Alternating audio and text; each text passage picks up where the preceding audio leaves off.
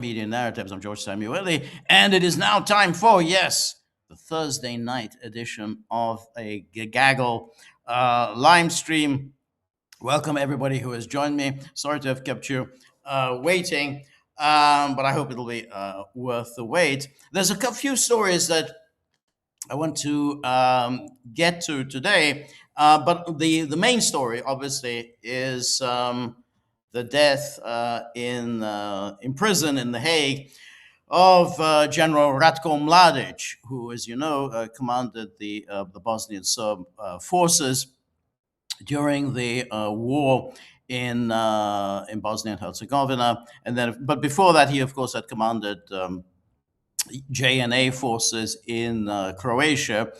He then was arrested and sent to The Hague, and he, of course, inevitably was convicted of genocide and of course, crimes against humanity, crimes, violations of the laws of war. And then he appealed, and of course, I mean, the conviction was upheld. And because, of course, as I've said many times before, the ICTY was a law unto itself. It was under no one's jurisdiction. So the United Nations had no say at all in what went on at the ICTY in the name of judicial independence. So even though the UN set it up, it nonetheless basically had no say at all in anything that went on at the ICTY. And then, of course, the Dutch government happily signed away any rights at all to oversight as to what went on in the courtroom, and above all, in its prison at The Hague, where, of course, a number of defendants, most of whom were Serbs, and not all, but the overwhelming majority of the defendants were Serbs, but a number of them died there, of course, including President Slobodan Milosevic. So anyway, Mladić died there, and it's, obviously we can't really discuss the ins and outs of the wars in Yugoslavia in any detail now. Suffice to say that anybody who wants to know what happened during those years, those terrible years, because that really shaped the post-Cold War world, anyone who wants to know about that should read my book on the subject. This book, Bombs for Peace, NATO's Humanitarian War on Yugoslavia. There it is, Bombs. I mean, I've said this before, but Bombs for Peace, NATO's Humanitarian War on Yugoslavia. It's a very substantial work, very scholarly. And before anybody says, well, have you read Michael Parenti's book? Yes, I've read it, and it's a good book, but this book is much better. It was written a number of years later, and it's much more detailed, much more wide-ranging. It's much more scholarly, much more extensive. I'll be honest. I mean, I don't often toot my horn, but it is a much better book. And so before anyone asks me, have you read Michael Parenti's book? The answer is yes, but my book is better. So if you don't want to pay whatever the sum, it's kind of pricey, then get it out of the local library, or I don't know, find some other way of doing it. But anyway, the point about, of course, the war in Yugoslavia was, of course, the quite straightforward, the insistence on the part of the various secessionist republics to press ahead with secession in the face of overwhelming opposition by at least a half of the population of Yugoslavia. The Serbs comprised 40 to 45% of the population of Yugoslavia, but of course there were also others who wanted to retain the state of Yugoslavia. But nonetheless, you had about a half of the population that wanted to preserve Yugoslavia. But the secessionists would not be put off and they didn't have to be put off by this because they had in their corner the key powers in the world. In first, Germany, that promoted the secession of Croatia and Slovenia, and then the United States stepped in a much more aggressive and belligerent way, by supporting the Muslims of Bosnia and then subsequently the Muslims of Kosovo. Ratko Mladić was a career military officer. He was born, I think, in 1984. So he was born in 1942 and became an officer within the JNA, the Yugoslav National Army, in 1965. So he basically did most of his military career took place within Titoist and then post-Titoist Yugoslavia. So he was, he belonged to the League of Communists. He was he was a believer in Yugoslavia. What happened in 1991, as I said, when the secession is pushed forward with secession at all costs, no need to negotiate anything at all with the central government, secession at all costs, even though the Constitutional Court of Yugoslavia had voted against unilateral secession, as of course any constitutional court anywhere would, and as of course the Constitutional Court in Canada in 1998 ruled in the case of Quebec, as saying, well, we can't possibly recognize any principle of unilateral secession. But what happened then was that the Europeans, initially, as I said, led largely by the Germans, they intervened in the crisis in Yugoslavia by essentially saying, well, you don't have to pay any attention to the rulings of the Constitutional Court, even though the Constitutional Court comprised this essentially comprised 9 members. So there were members from the 6 republics plus the 2 autonomous provinces of Serbia, namely Kosovo and Vojvodina. And so this was a multilateral, multinational constitutional court, and it ruled against Croatia and Slovenia. It says Croatia and Slovenia cannot simply declare sovereignty without there being some sort of a process in place for effecting secession. Because while the Yugoslav constitution did talk about secession, the secession really referred to the nations of Yugoslavia, not to the republics, and that's very, very important, because the Soviet constitution did talk about the secession of the republics, but of course it was always very unlikely that it could happen in the Soviet Union, because of course everything was run by the Communist Party, and the Communist Party would not allow the secession of republics. But nonetheless, the constitution said, that each republic is sovereign, and all the way up to secession, even though it was unimaginable. But as I think Putin has pointed out many times, it was a huge mistake to actually put that into the constitution, because while maybe in the Stalin era or in the Brezhnev era, it was unimaginable that there would be a secession, you can't simply imagine that this could go on forever, and at some point, secession is going to be taken seriously. But anyway, but in the case of Yugoslavia, there really wasn't the recognition of the secession of republics. The secession referred to the nations, which was because it's in the constitution said Yugoslavia is a federation of self-governing nations. Now, what took place in this era of 1991 were the republics pushing forward for secession. Now, that was always going to be a problem because, of course, within the republics, there were a number of nations.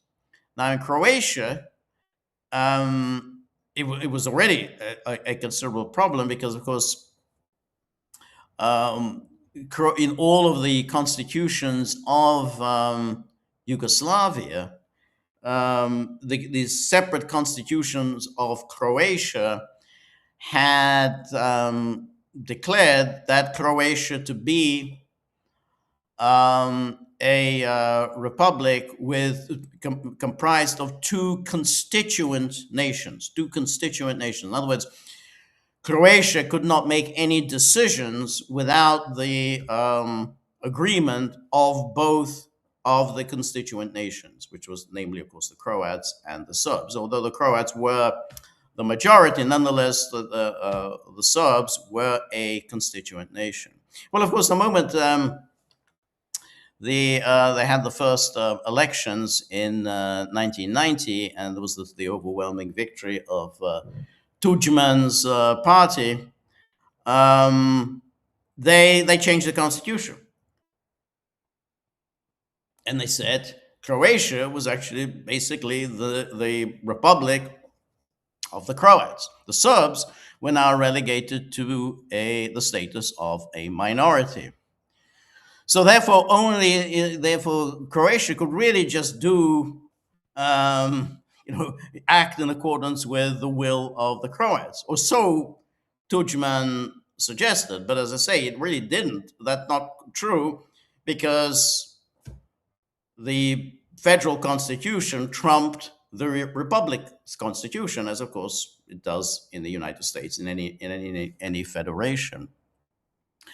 So what Tudjman then did, and this was, it was first Slovenia blazed the trail in pushing forward with the secession. It held a referendum, solely a Republican referendum. There was no nationwide referendum. A nationwide referendum would have voted for the continuation of the state of Yugoslavia, much as the national referendum in the Soviet Union in March 1991 voted for the maintenance of some kind of a federation, a successor federation to the USSR. So it would be, and I think Gorbachev envisaged the successor state to be the Union of Sovereign States. I think that was his, that was the name that he wanted for the successor state to the USSR, the Union of Sovereign States. But anyway, the same thing would have happened in Yugoslavia.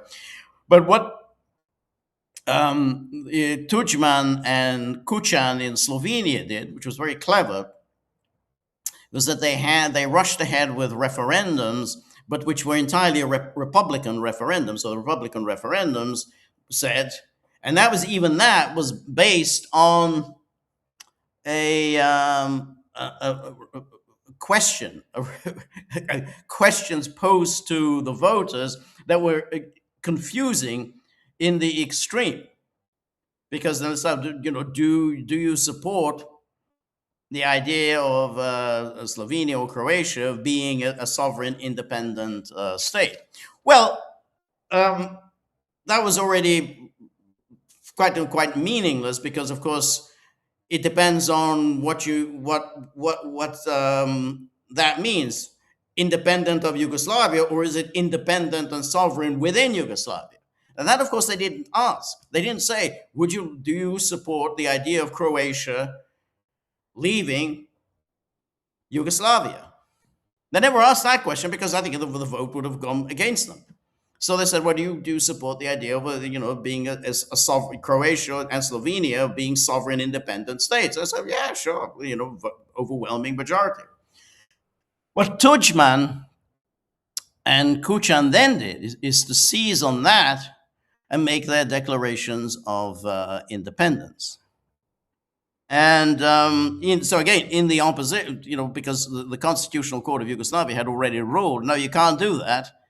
because you have to negotiate the terms of the exit. You have to figure out a way, because the constitution, the last um, operative constitution, the 1974 Constitution of Yugoslavia, never outlined a mechanism for secession. It talked about the self determination of nations, but never actually spelled out what you're supposed to do, the steps you're supposed to take in order to effect a secession. So, what the Constitutional Court essentially said, well, we got to work out how we're going to go forward. How do we, if we want to head for secession, what are the steps we have to take? Is it a referendum, nationwide referendum, a Republican referendum? How many referendums are going to take? And then we'd have to negotiate between the federal government and the Republican government, and all the various issues that have to be resolved, such as the division of the assets, the national assets, division of the debt, and all the things that it's like any kind of a divorce. You have to negotiate what happens to the children, what happens to the how do you divide up the family property, and so on. So basically that's it. But instead, Tudjman and Kuchan, they just went ahead and said, no, we're just leaving. That's it. And at that moment, so the Europeans stepped in and said, yeah, you know what, we really don't have a problem with that. As long as you make some kind of a vague commitments that you'll recognize the human rights of minorities, that's fine. And the SFRY, the Socialist Federal Republic of Yugoslavia presidency, made some very ineffectual stance. It really wasn't able to use force in any effective way. And then the Europeans and the Americans stepped in and said, well, if you use force, they said this to the federal government in Belgrade, if you use force to prevent the secession, we will go ahead and recognize the seceding republics. So in other words, you're whacked, going backwards and going forward. So if the federal government does nothing, then the secession goes forward, and basically they leave Yugoslavia without having negotiated anything. If, however, the federal government tries to stop this by using force, which is the only way you can just stop this, then the international community will recognize the seceding republic. So basically, they really had no choice in the matter. They kind of just threw up their hands and left everything in the hands of the Europeans. Primarily, first of all, Europeans, let's say, the Americans kind of stepped in a little bit later. And then they had the conference which was really no conference at all. It was the European Conference on Yugoslavia. It was chaired by Lord Carrington, but all of it was just a charade, because everybody knew what the outcome would be. The outcome would be that the international community, that is Europe and the United States, would recognize the seceding republics. And of course, but there was this problem. As I said, you have the sort of the self-determination that inhered in the nations, because it makes sense. So self-determination is something that people have. Property doesn't have self-determination. Territory doesn't have self-determination. A republic doesn't have self-determination. A nation has self-determination. So that would be okay if you had a republic that was pretty much populated by a single nation. But as I say, Croatia, which had these two constituent nations, the Serbs are about 15% of the population. And the Serbs are now being written out of the constitution. They just became a national minority. They were no longer a constituent nation.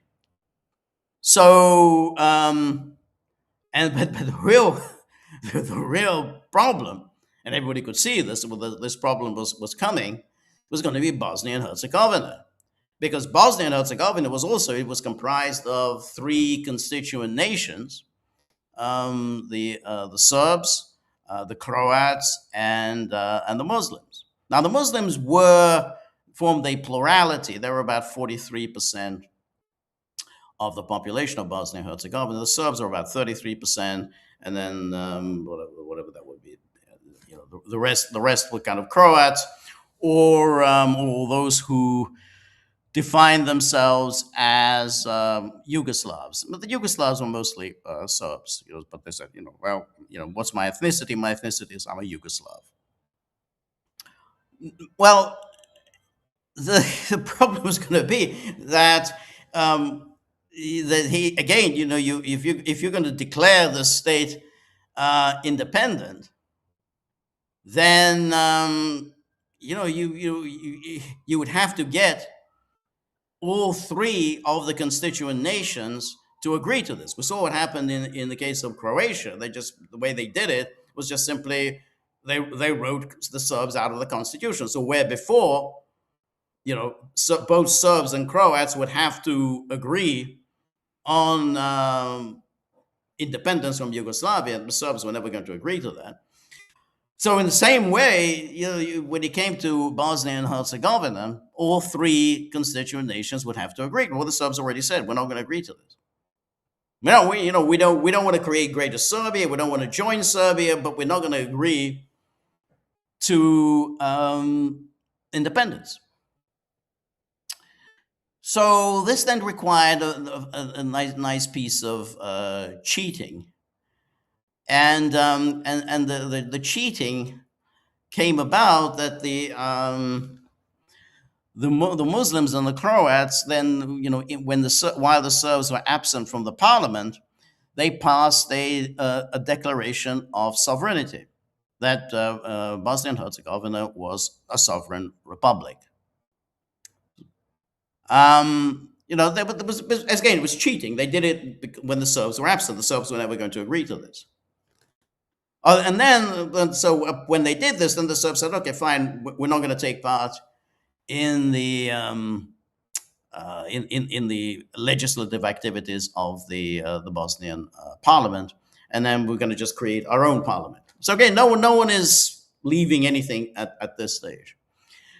But given all of this, given all that was going on, given everything that was happening in Croatia, given all that was happening in Bosnia and Herzegovina, you had the Europeans who set up at this international conference. They set up this the Badinter Commission, and it was headed by Robert Badinter. Robert Badinter, who had been the head of the Constitutional Court of France.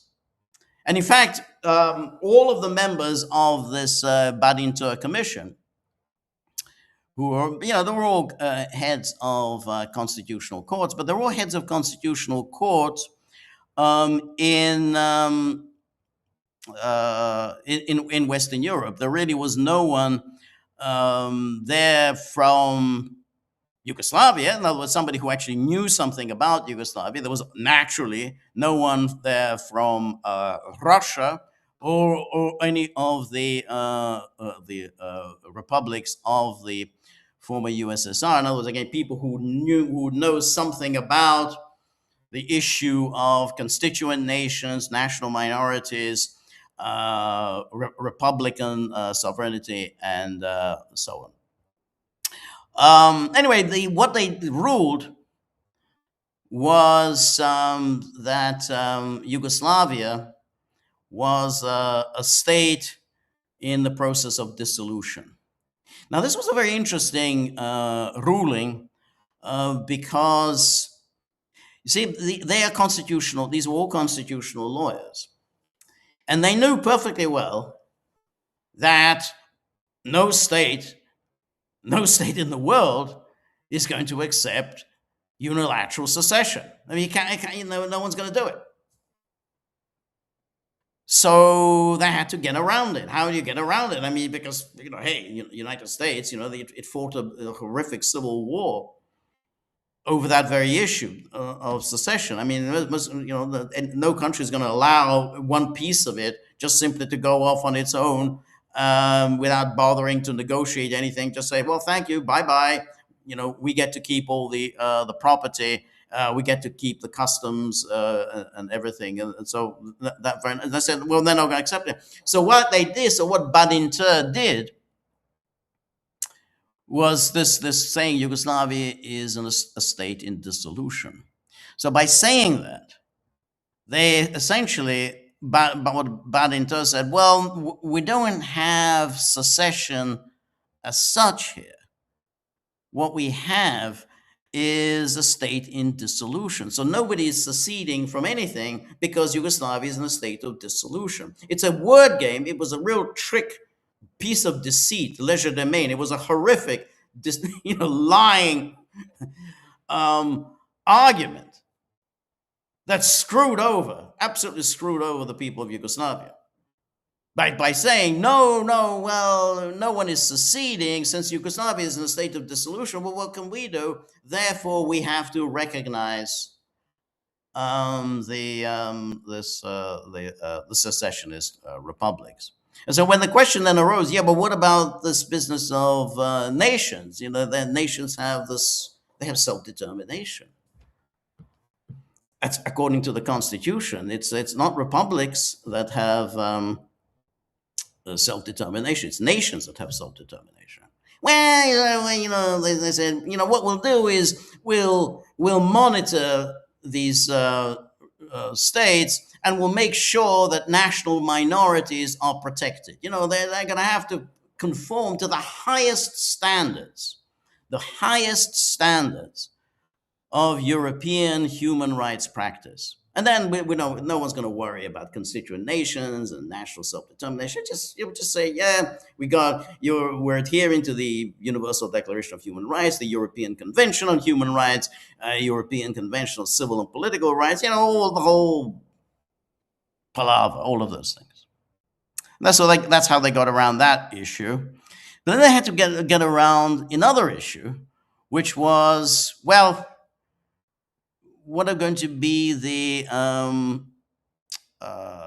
what are going to be the borders of these republics? Because these republics were just simply drawn up in a very arbitrary way. I mean, these were administrative boundaries, what are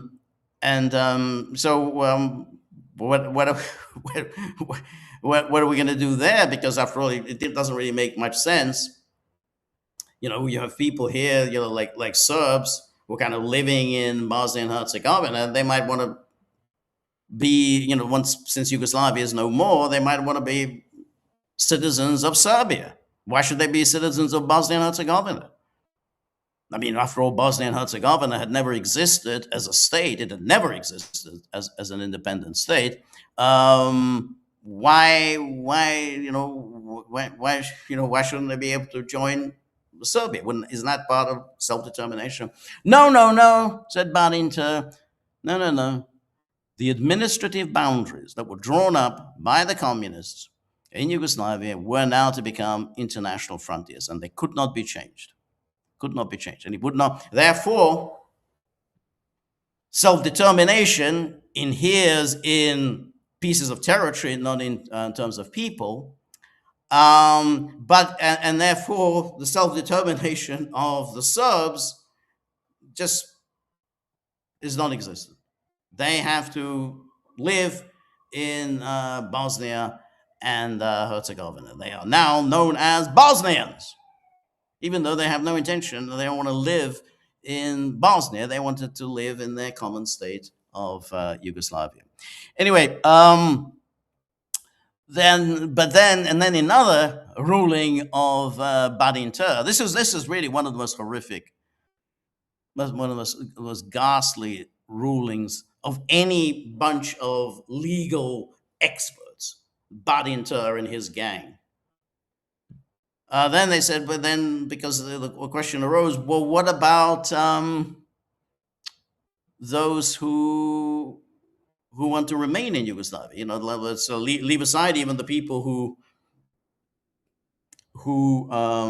but such as the Serbs in Croatia, or the Serbs in Bosnia and Herzegovina, who want to be a part of Yugoslavia. You already said their wishes. We don't have to pay any attention to that.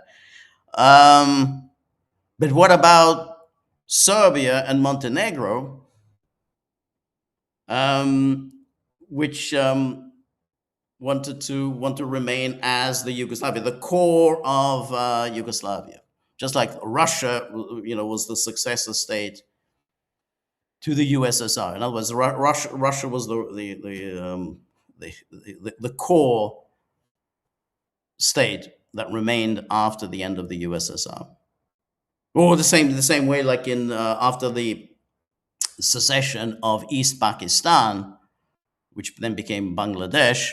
So nonetheless, the core state, Pakistan, remained Pakistan. So in other words, what was West Pakistan became Pakistan, which was also very interesting because, of course, at that time, East Pakistan, which, as I say, became Bangladesh, East Pakistan was actually larger by population than West Pakistan. Yet, nonetheless, West Pakistan, which was always referred to as Pakistan, um, became the successor state to Pakistan. So you just still say Pakistan. Anyway, the what Badinter then ruled was, well, no, you can't. You're not the successor state. So you, Serbia and Montenegro, who want to go around, who want to call yourself Yugoslavia, you don't get to do that. You are not the successor state. So your wishes are not respected. Your wishes to remain in Yugoslavia are not to be respected. You are now a brand new state, and you have to reapply to the United Nations. That's it. Boom. You got to reapply to the United Nations. You don't exist anymore. You have to reapply. And upon which, of course, Yugoslavia, the Federal Republic of Yugoslavia, which comprised Serbia and Montenegro, was kicked out of the United Nations. I talked about it the other day when we were talking about the Bobby Fischer, and what happened was with Bobby Fischer. He went to play Boris Spassky in Yugoslavia. Yugoslavia was, of course, under sanctions at that time, but also Yugoslavia didn't exist. It didn't even have a presence at the United Nations. Anyway, so when in the case of as the Yugoslavian then dissolved, because what Bosnia and Herzegovina, and they knew this was because, as I said, we're three constituent nations. The Serbs said, we're not going to take part in any of this. We're not going to recognize the independence of Bosnia and Herzegovina. And, that's it. I mean, we just, because essentially this will be a state dominated by the Muslims. I mean, the Muslims have become ever more dominant, largely by demography. So then, in the spring of 1992, there was this one last attempt to head off war in Bosnia and Herzegovina, and that was the famous Carrington-Cutiliero plan. The Carrington-Cutiliero plan was that, okay, the Serbs are obviously, they're very concerned about being dominated by the Muslims. So they think that if there's going to be an independent state of Bosnia, then the Muslims are going to dominate the state. So what we can do is we can create a state. We'll still be independent. We can create a state, but which will be divided into three cantons. It'll be like Switzerland, essentially. We'll have a Croatian canton, we'll have a Muslim canton, and then we'll have a Serbian canton. So this was essentially the Cutiliero plan. And Cutiliero was was working for Carrington, who headed up this international conference on Yugoslavia, and it seemed like this was a deal done. It seemed like they had an agreement. Um, Karadzic, who was the leader of the Bosnian Serbs, Izetbegovic, the leader of the Muslims, and then of course you had Mate Boban, who was the leader of the Bosnia's Croats, and they signed on to this. They said, okay, fine, we'll accept something that, Karadzic, the Serbs already didn't want, which was essentially independence for Bosnia and Herzegovina, leaving Yugoslavia. But they said, okay, but as long as it will be really decentralized, completely decentralized, so it'll have a kind of the Swiss model, then we can do it.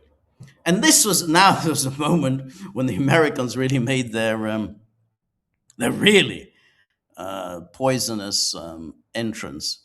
And this was when Warren Zimmerman, the U.S. ambassador to Yugoslavia, who was a truly malevolent figure, Zimmerman went to Izetbegovic and said, "Well, why are you signing this deal?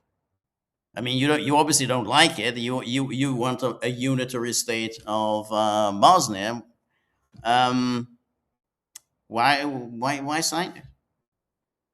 And then Izetbegovic, which of course, Izetbegovic, obviously that's exactly what he wanted. He wants a unitary state of Bosnia. Izetbegovic withdrew the signature from the Cutiliero plan, and that determined the war, because of course, anyway, it was similar to what happened in Ukraine. There was an attempt, a serious attempt on the part of the forces of Izetbegovic, which was the forces of Bosnia, the Bosnian government, to bring the Serbs to heel, so that the Serbs would accept the authority of Sarajevo. Well, that didn't happen, and the Serbs proved to be much better fighters than the Bosnian Muslims. And then, of course, there was, as you know, there was the hysteria, mounting hysteria in the West. Oh, Bosnia, Bosnia, Bosnia! We're going to do something about the Bosnians. It was always this reference to the Bosnians,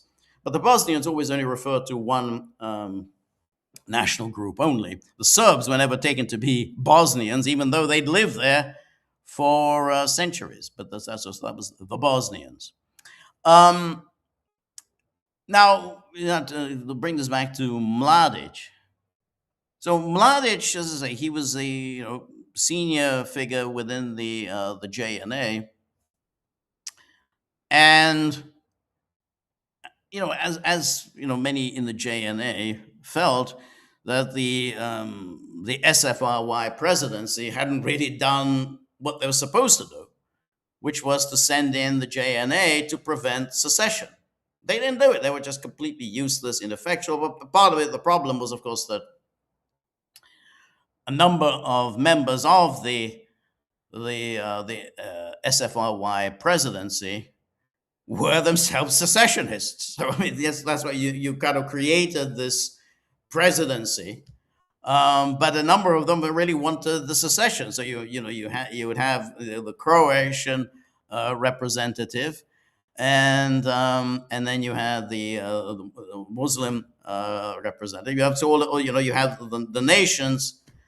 And of course, and that's why it's very important to keep in mind that this was essentially the nations that were represented in the presidency. Anyway, there was the presidency.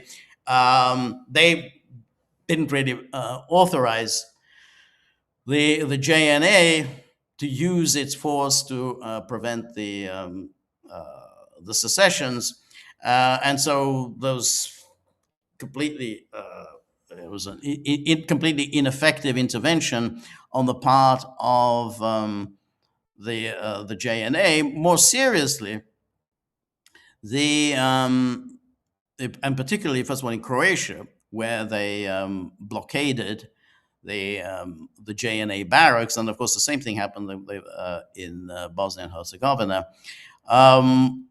So there was a blockade, which means that the forces of the JNA had no food, no water, no heating. It was, quite very, very unpleasant. Um, and but in the case of, you see, Croatia was playing this the card of the sympathy, to win the sympathy of the world. So they said, so they knew well that by blockading the barracks, they would have. It's likely that the JNA would react to the blockade, and then they could say, "Oh, we're under attack by the JNA. We're just people seeking our freedom. We want our freedom. We want our independence." And these terrible people from the JNA are, are out to get us. And that, in fact, kind of what happened. The JNA did finally break out from the blockade, and they committed some atrocities, as was so understandable. They felt very badly about being blockaded in their barracks. In the case of what happened in Bosnia and Herzegovina was actually even nastier, because an agreement had been signed whereby the JNA would withdraw from Bosnia and Herzegovina, except for those members of the JNA who had been born in Bosnia and Herzegovina. So they because this is where they would serve. I mean, this is, since they were, they were citizens of Bosnia and Herzegovina, they get to stay. But anyone who was not a citizen of Bosnia and Herzegovina would withdraw from the JNA. But then the JNA was ambushed as it was withdrawing from Bosnia and Herzegovina, ambushed by Izetbegović's forces, because they wanted to get their hands on the armaments. And a number of the members of the JNA were killed in this really horrific ambush. Now, so when Mladić looks upon this, Mladić himself had been born in Bosnia and Herzegovina, and so he, because again, some member of the JNA, he would be eligible to stay on in Bosnia and Herzegovina. He was born there. He doesn't have to withdraw.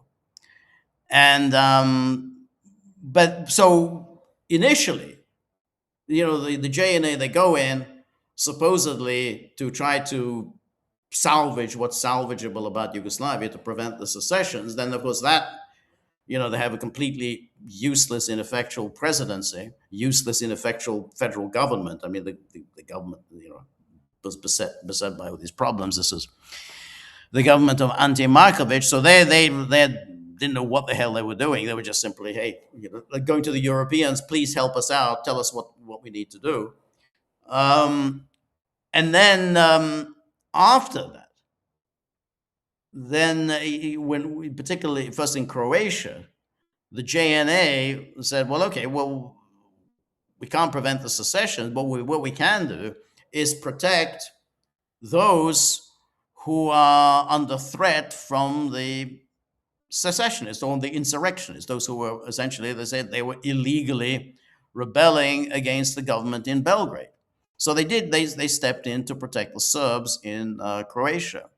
So that was the JNA that was in 1991. They were protecting the Serbs in Croatia, but then, of course, they withdrew. There was an agreement with the United Nations. They would withdraw, and then, of course, the JNA would be replaced by a force from the United Nations, that they would protect the Serbs. And of course, they didn't protect the Serbs at all. But that was the key moment for the Serbs in Croatia. Once the JNA withdrew and they were replaced by the United Nations force, then essentially their fate was sealed.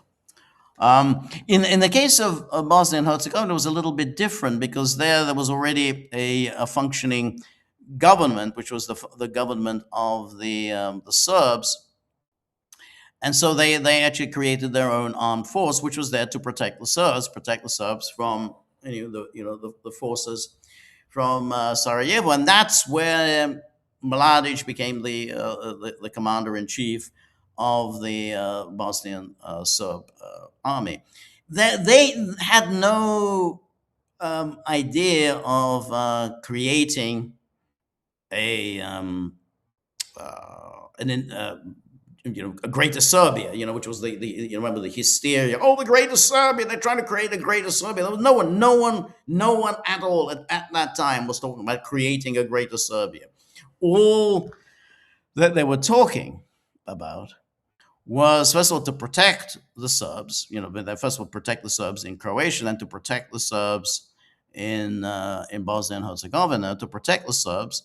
But then essentially to create their own, some piece of the republic, and with a view to what, that wasn't clear. I don't think they ever figured out with a view to what. Some kind of a negotiating process at the end, where they go back to something like the Cutiliero plan or whatever, and and there were all the different plans, which Karadzic accepted most of them, including the Van Soen plan, though the Serbs of Bosnia and Herzegovina didn't accept the Van Soen plan, but Karadzic did accept the Owen Stoltenberg plan, and then of course they actually accepted the Dayton Accords. But the point was that no one was talking about, hey, let's join up with Serbia, and then we can create a greater Serbia. And of course, Serbia itself had now had a new constitution, which was essentially the constitution of Serbia. It never said that, oh, this is of the Serb people, and then the way Serbia will become the center of a reunited state of all the Serbs. It never said that. It was just the constitution of Serbia. So Serbia never made any claims on the Serbs of Bosnia and Herzegovina or the Serbs of Croatia as being essentially citizens of Serbia. And a lot of people attacked Milosevic for that. Milosevic didn't do that, but Milosevic didn't. The fact is, whether rightly or wrongly, he never did it. So there were no plans to create any greater Serbia. It was entirely about defending the Serbs. It's always what it was about, and that was what Mladić was about, to defend the Serbs. And now, the hysteria obviously led Germany and the United States, but of course others quickly joined in, including the British and the French, who had been friends of the Serbs, but they completely abandoned the Serbs. But historically, the British and the French had been friends of the Serbs, but they abandoned them and instead joined the Germans, who of course had always hated the Serbs, and who had always indulged their clients, who were the Croats. And so now the British and the French joined the Germans in supporting Croatia. So anyway, you have to look at Mladić as someone who saw himself as defending the Serbs in Bosnia and Herzegovina. He never was interested in Greater Serbia. As I say, he spent his whole life as a JNA officer. That his whole career was in the JNA, and he was the League of Communists. So he was if you member of the Communist Party for whatever, I think 25 years, you believe in the whole multinational enterprise that's called Yugoslavia. Now, of course, he then was. We had these ridiculous trials at the ICTY, and of course they found him guilty of genocide, even though, and this is you'll not find in any of the media write-ups, there's no evidence at all that Milosevic ever ordered any war crimes. There's just no evidence of that. They would say, oh, well, the shelling of Sarajevo was a war crime. Well, maybe so. On the other hand, using civilians as a shield for your army, which is what happened in Sarajevo, which is what the Muslim forces did in Sarajevo. They used civilians as a shield. That's a war crime. So it was. So if it was a war, if the shelling of Sarajevo was a war crime, then the shelling coming out from Sarajevo was also a war crime because they were hiding behind the civilians. But that's what Srebrenica. Basically, there's never been any evidence to suggest that Mladić ordered any executions at Srebrenica.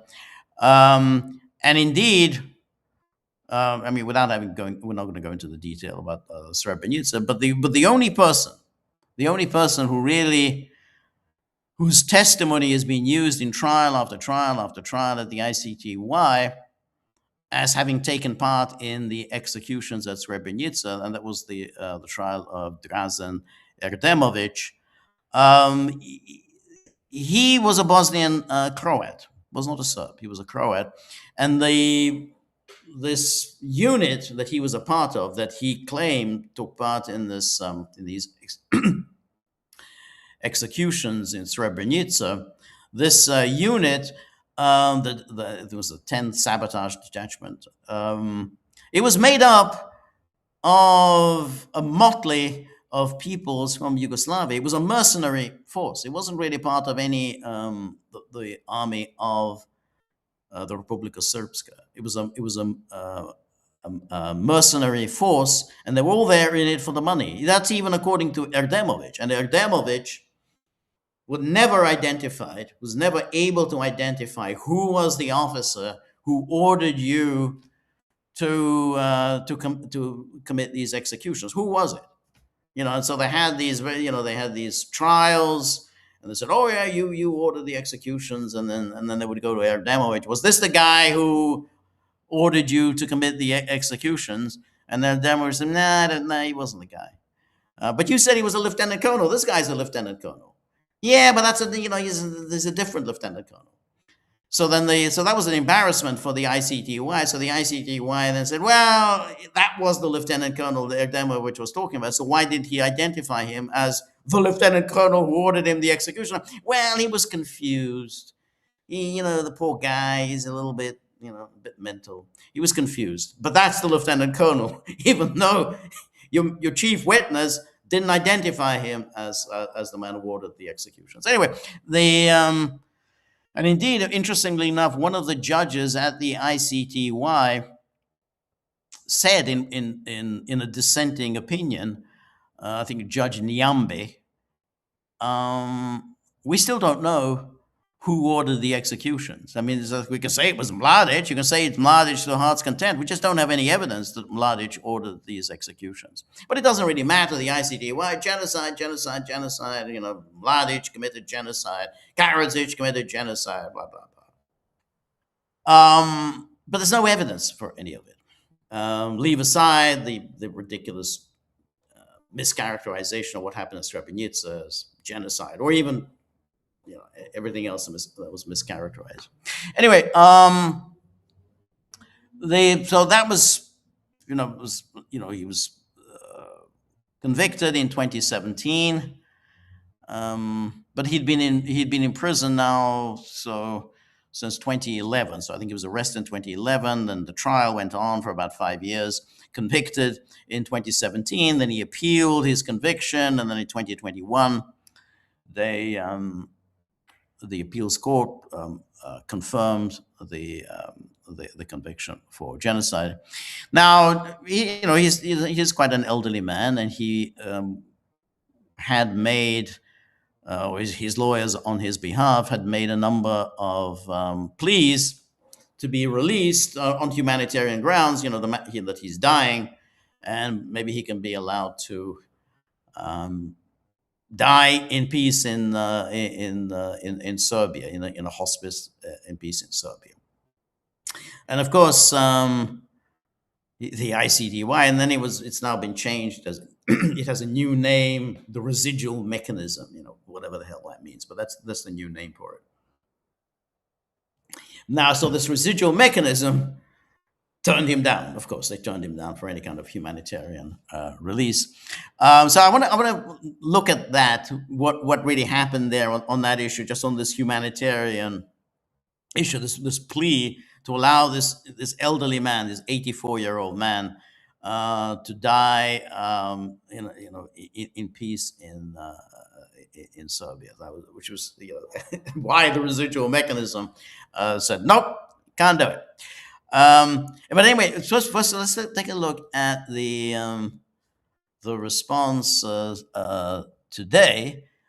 And I haven't so far seen too much by way of response. I guess it's August, so a lot of people are away. I haven't heard some UK idiot sounding off. I mean, probably by tomorrow they will, but or French idiot anyway. Anyway, here we have just this is Reuters story reactions to the death of Ratko Mladić, and here we have Serbian ultra-nationalist politician Vojislav Šešelj. Mladić fought against those villains for a long time. They expected his death 2 or 3 years ago, but he did not give up. They killed him. And then did I miss?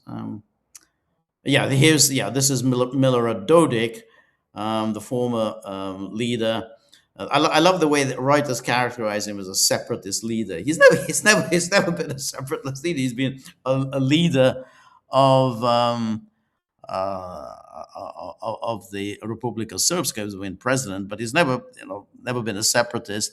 But notice also how the separatist is. Well, now it's disparaged.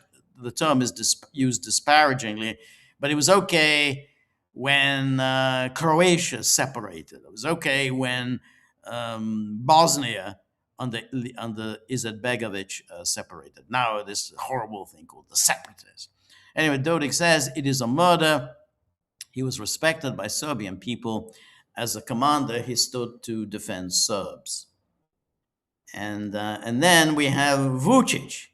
Now, this is quite interesting because Vucic, no one's idea of a heroic figure, had made a pitch in recent weeks. He'd made a pitch to the ICTY. I keep calling it the ICTY, even though it's now the residual mechanism. But anyway, it's the ICTY. He made a pitch asking for the release of Mladić on humanitarian grounds, and of course they said no to him. But nonetheless, here he is. Recently, and this is a story in the Serbian publication, he did not hide his emotions or disappointment. Vucic spoke out about Mladić just a few days ago.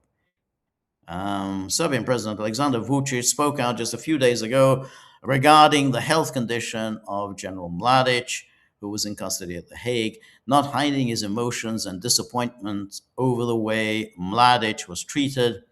General Mladić is de facto on his deathbed. This has nothing to do with their verdicts, nor with what anyone thinks of General Mladić. It has only to do with the humane treatment of a man. Vucic recalled the case of General Pavković, who was allowed to return home literally 2 weeks before his death, and why they couldn't do the same for Mladić, so that he could at least die where he lived and what he fought for. Well, the difference was Pavković, Nebojša Pavković, he had played a crucial role in the coup that overthrew Milosevic. Again, many of these Serbs, sadly, were not profiles in courage. He played a crucial role because he was really, nobody knew exactly what was going to happen because there was clearly a coup in the works to overthrow Milosevic. So everyone knew, well, what's the army going to do? Will the army, move against the coup organizers and protect Milosevic? And Pavković, who was the head of the army, sided with the coup plotters and said, we're going to the JNA forces. Well, it wasn't the JNA. Sorry, it was the Yugoslav forces. The Yugoslav forces will support the new regime, and that's it. We're not going to protect Milosevic. Now he did, to his credit. I mean, these people. I mean, who took over? These Gingic and the rest of them. They wanted to kill Milosevic. There's no question they wanted to kill Milosevic. They want to do a Ceausescu on him. So Pavkovic, while Pavkovic did support the coup plotters, he also made clear to them that there was to be no murder of Milosevic. So he did save Milosevic's life, even though he didn't act in a proper legal and constitutional way. But anyway, but Pavkovic Pavkovic's joining with the coup plotters probably gave him the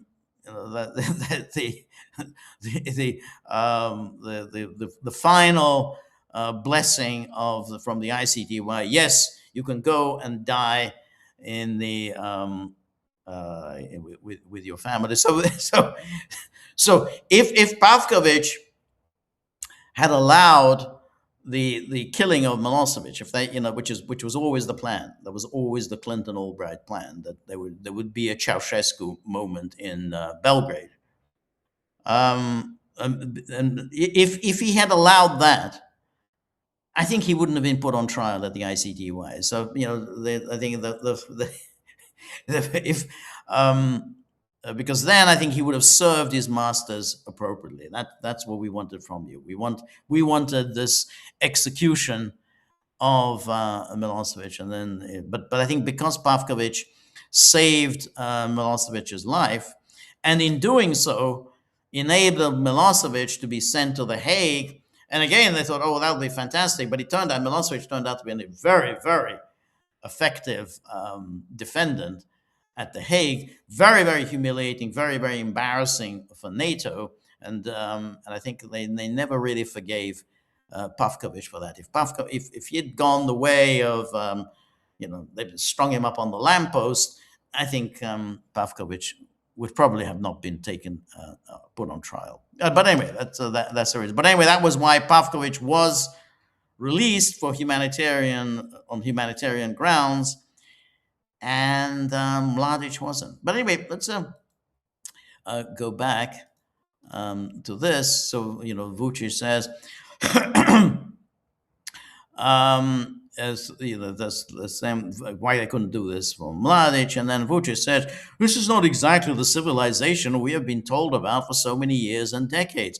The West is keeping an old man dying behind bars, but far from his family and homeland, while at the same time giving the world lessons about humanity and human rights. Now, there's not anything that you can necessarily disagree with Vucic there, but you have to think, where the hell have you been all this time? You were the minister in the Yugoslav government that was bombed in 1999. You were a minister then. You know what this civilization was about. You saw what they did to your country. They were bombing your country. And incidentally, and this has never been proven, but there's always a very, very a very dark story about when RTS was hit by NATO.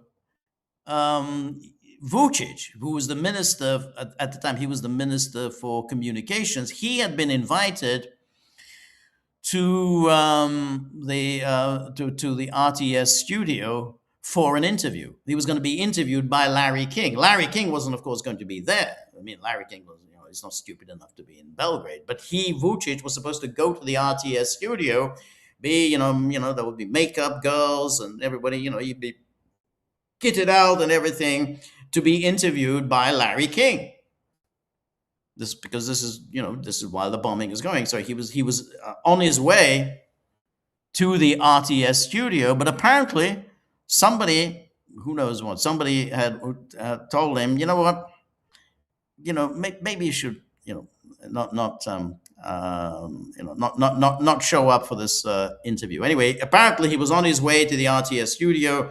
He turned back. He didn't go, and of course, the RTS studio during the very time that he was supposed to have this interview with Larry King. During that time, the RTS studio was hit by NATO planes. So we really don't know whether that was part of the plan to have a spectacular killing of a minister at the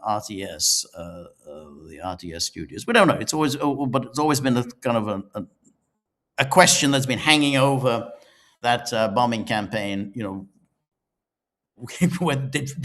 Did somebody tip off Vucic as he was on his way to this there'd be this attack on RTS? Either way, Vucic of all people should know something about civilization. I mean, these civilized states were bombing your country. They were bombing your country. No one had done this since Hitler. They had done this just a bare 50 years after Hitler had bombed your country. Hitler bombed your country on April the 6th, 1941. And here you are, April 1999. Some of those same countries were taking part. Germany was taking part in this. Germany took part in the April the 6th, 1941 attack. And then Germany is taking part in the April 1999 attack. So now Vucic is talking about, well, I know these people were civilized. So. And again, he wants to be a member of this club, the club of these people. Well, they're not civilized. I mean, they've done worse things than letting an old man die in alone in a prison hospital. But anyway, that was Vucic, and then that was him. And then here's the statement from this residual mechanism. As I say, I can't. I always refer to it as the ICTY, but it's not the residual mechanism. Anyway, statement on the passing of Ratko Mladić. Ratko Mladić passed away today while hospitalized at The Hague. And the medical officer of the United Nations detention unit was immediately notified, and the Dutch authorities have commenced the standard procedures and investigations. The Dutch authorities. It's funny. I mean, I can't help laugh because they don't do anything. The Dutch authorities are there to sign off on whatever this residual mechanism is going to tell them. The Dutch authorities have commenced the standard procedures and investigations required under Dutch national law. But under Dutch national law, the Dutch don't have any say in what goes on at the detention unit. Exercising her authority under the statute of the International Residual Mechanism for Criminal Tribunal, blah, blah, blah. And then her authority, this Judge Graciela Gatti Santana has ordered a full inquiry. It is a full inquiry into the circumstances surrounding Mr. Mladić's death, assigning Judge Ian Bonomi to conduct the inquiry.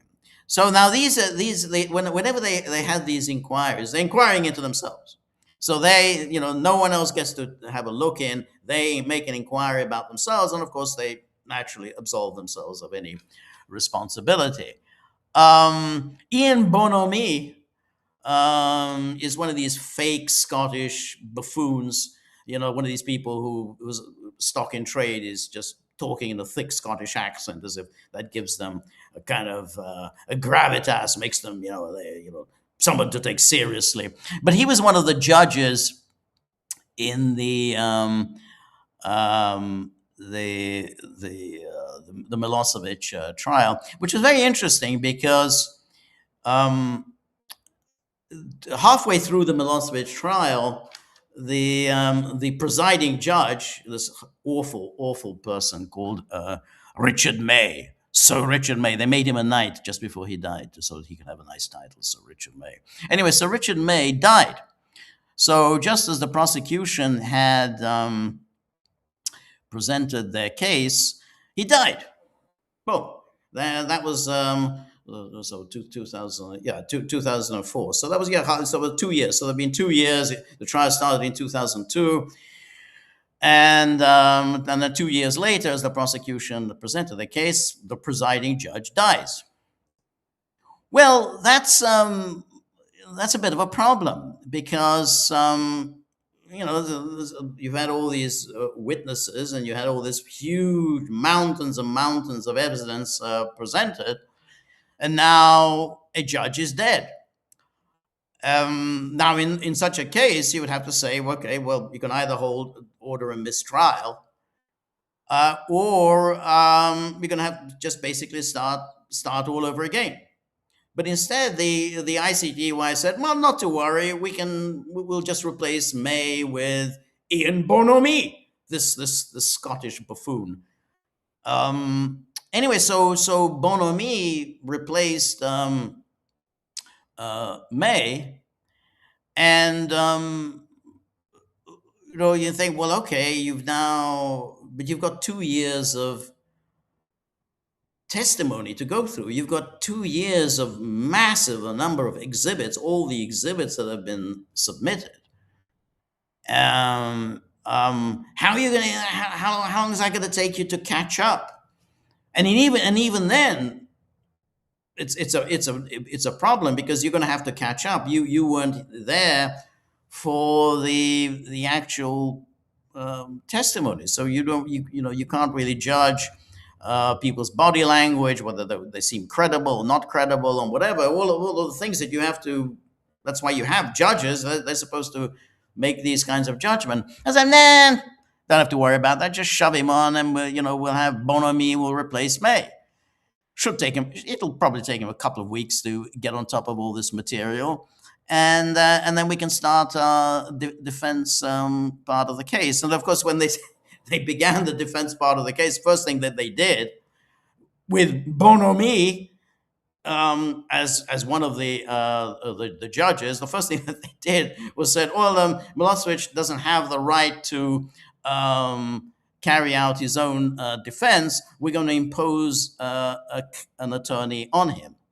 And Bonomi, of course, sure, we can impose an attorney on Milosevic. But that, of course, blew up in their faces, because then all of the witnesses that were scheduled to testify on behalf of Milosevic all said, well, we're not going to take part if Milosevic is not handling his own defense, if an attorney is forced upon him.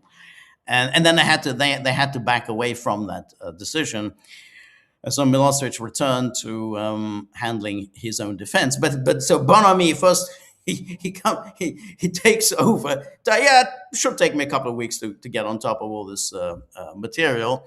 And then first thing he does, he votes to say, yeah, take away his right to defend himself, even though it was in the statute, the ICTY statute, that a defendant can elect to defend himself, or he can seek counsel. Anyway, so here's Bonomi is back. No doubt still talking in his fake Scottish accent. Anyway, he says, in Bonomi to conduct the inquiry. So he's going to be conducting an inquiry into his death. I'm really, really interested in what this inquiry comes up with. I mean, it's sure to be a very rigorous, thorough, and brutally honest inquiry. Anyway, he goes on. Mr. Mladić, blah, blah, blah, blah, blah, blah, was arrested in 2011, transferred to The Hague, 2011, he was slow. And then he was appeals chamber confirmed the sentence. Anyway, what happened was earlier this year, the Mladić's attorneys had made a plea with the court for, as I say, the humanitarian release. So this is They say he should be released. And then on the 28th of April of this year, the court, same woman, Judge Graciela Gatti Santana, that's the one who just made the announcement. Anyway, she's the one right before her, and she's gives an order for an independent medical expert assessment. Well, so there she is, of course, order for an independent. It says here, the court hereby instruct the registrar to file confidentially on the record no later than the 1st of May 2026 independent medical expert opinions assessing one, Mladić's current health condition, including relevant diagnosis, prognosis, and treatment options, two, the extent to which his life expectancy can be assessed, three, the adequacy of his care at the United Nations detention unit or the prison hospital in line with the existing care directives agreed upon by Mladić, and four, the issues related, that's a Rule 48 reports. Okay, so they did that. And then the Mladić's, this is the 14th of May. So then Mladić's attorneys made a further submission to the court, saying, really, not only is he dying, but he's not exactly getting fantastic health care.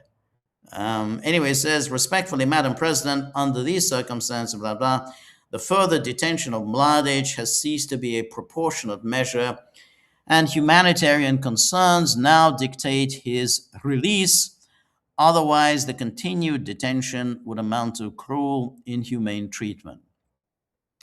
The purpose of the sentence of imprisonment can no longer be fulfilled, and pursuant to the decisional authority we adopted from our June 2025 motion, Mladić should be humanitarianly released to die in Serbian hospice surrounded by his family. And then he talks about here, they quote from a doctor, but his name is redacted. And this doctor says, which is always quite interesting when you have these outside doctors, you're no longer relying on the ICTY doctors. He says, it is my medical opinion, based on my training, education, experience, and especially based on my expertise in nuclear medicine, blah, blah, and the imaging, and so on, that says that the entire diagnostic evaluation process of General Ratko Mladić was seriously compromised, which inevitably had to be reflected in his therapy. Such a failure is an obvious departure from the standard of care. According to contemporary general international standards and detailed mandatory good medical practice guidelines in the field of neuroimaging and so on and so forth, omission of these modalities reveals serious elements of malpractice treatment. Malpractice, them strong words. The primary purpose and goal of standardized neuroimaging protocols for dementia is to detect it as soon as possible, which could open the door to strategies that prevent this disease's progression. Therefore, there is no rational explanation as to why standard whatever protocols were not used, because such errors represent the greatest degree of medical and professional irresponsibility. Again, this is strong words about the ICTY's medical treatment. This prevents proper treatment and, with the highest degree of medical probability, endangers and continue to endanger the life of General Mladić. It is my medical opinion, based upon my training, education, experience, and a reasonable degree of medical probability, that General Mladić's overall medical treatment while at the custody of the UN is in direct opposition to the Hippocratic Oath. Well, that's not good. And of course, as anybody who has read my essay on the strange death of Slobodan Milosevic, this was an ongoing thing, that he was not getting proper medical treatment. So here he was a doctor, which just comes out, he's an outsider, and says, I don't think he's getting the proper medical treatment. And so anyway, the Hippocratic Oath. And then, is the we have this decision. Um, this is the final decision on the application for the release of Ratko Mladić, and of course they said no. And they said, well, Mladić has been a fragile and vulnerable detainee for years and has received continuous multidisciplinary and compassionate care from the medical service, the prison hospital, and supporting civilian hospitals in the Netherlands. And then, and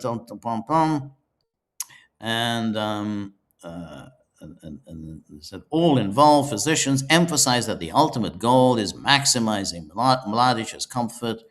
And then Mladić's poor prognosis, when viewed in isolation, understandably, can lead to the presumption that continued imprisonment is or inevitably will be cruel, inhuman, or degrading, requiring humanitarian or compassionate release. Yeah, that's generally the the attitude of human beings. Yeah, I mean, he's very ill, and probably that it might be an idea just on humanitarian grounds to allow him to die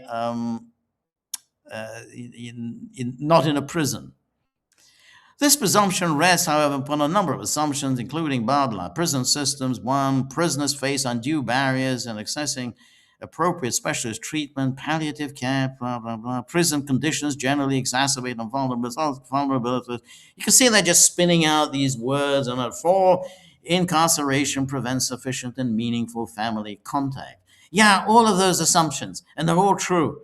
And then it says, in this context, the determination of whether humanitarian or compassionate grounds demand Mladić's release cannot be based solely on his health situation, but also the circumstances in the detention setting and whether they sufficiently safeguard his health and human dignity. Based on the information before me, the presumption that Mladić's continued imprisonment is or inevitably will be cruel or inhuman or degrading is effectively rebutted. That's it. It's not, he's going to get the best bloody health care any human can get at the ICTY detention unit. I mean, you just can't get anything better. This is state of the art science, state of the art medicine. He's getting fantastic care. This, whatever this doctor says, we can just ignore it. I mean, he's just great care. And and the Dutch, they just simply sign on to this. That's fine by us. Anyway, then it goes on. At this moment, Mladić is permanently housed in the newly built state-of-the-art prison hospital facility equipped to provide multidisciplinary care for prisoners with complex medical conditions and comprehensive support for all activities of daily living. The reports from the detention unit illustrate that the prison administration allows for timely action to provide for necessary and urgent treatment, including transfer to civilian hospitals. Mladić's condition is constantly monitored by the United Nations Medical Service, prison hospital staff, external experts who are all familiar with his medical situation and treatment regime, which is regularly adapted based on fluctuations in his condition. In addition, I note that Mladić has access to interpretation services and United Nations staff that speak his language. Now, it's important to keep in mind that nothing that the ICTY says is true. No, I mean, these are all lies. I mean, he has all this fantastic care. Anyone who comes from the outside says none of that is true. That absolutely none of this is true. But because there's no oversight on anything the ICTY does, then it doesn't really matter. I mean, because is the United Nations going to do anything about it? No, they never have in the past. They're not going to do anything now. Is the Dutch government going to do anything? No. I mean, and the Dutch government is a special case. I want to come to that because they are, I mean, they are the truly repulsive player in all of this.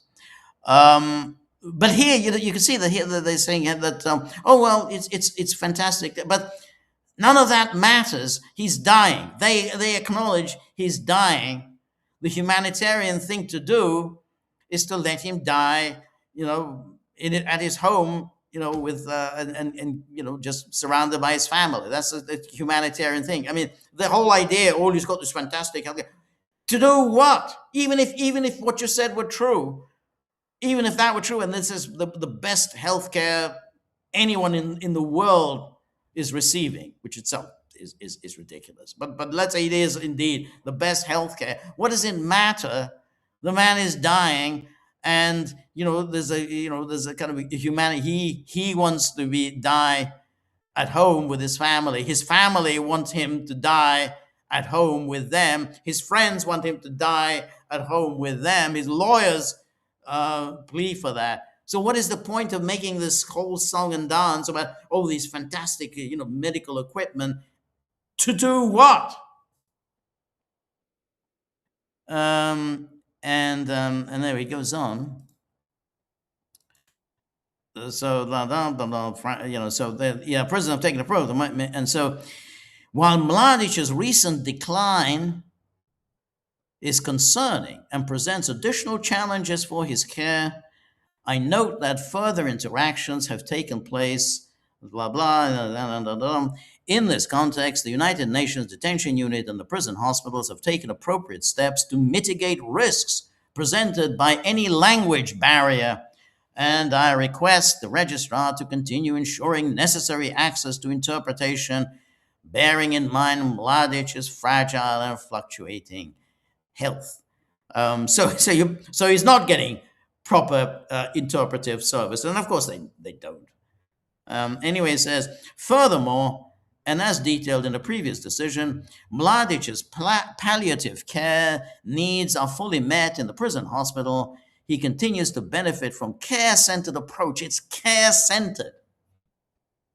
That includes comprehensive support for all activities of daily living. The record, including Mladic's own prior statements, demonstrate that the United Nations Detention Unit and the prison hospital provide extraordinary, it's extraordinary, say that again, extraordinary palliative care with individualized support centers on ensuring Mladic's maximum comfort. I mean, it's basically, you can say it's a 5-star hotel. I mean, he's just enjoying, having a good time, the best food is laid on for him, drinks, whatever he needs, it's all there. Doctors round the clock providing him with medical attention. It's a wonder then why he would want to be released from that. I mean, it sounds sounds like heaven. So maximum comfort. Anyway, finally, the information before me does not suggest that Mladic's imprisonment is impermissibly isolating or incompatible with maintaining meaningful family contact necessary to ensure his dignity and humane treatment. As held in a previous decision, Mladić has access to telephone calls without restriction from his room. That's a lie. The idea that it's without restriction is a lie. They listen into every single phone conversation. And that's true at all prisons, incidentally. There's no prison anywhere in the world where the authorities don't have the right to listen in to all conversations. So he doesn't have. It's not without restriction.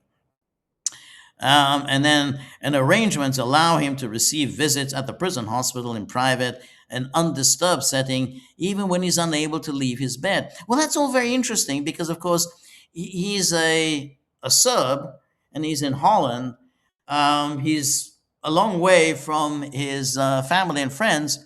It's how are they going to get there? How do they actually get to The Hague? That costs money.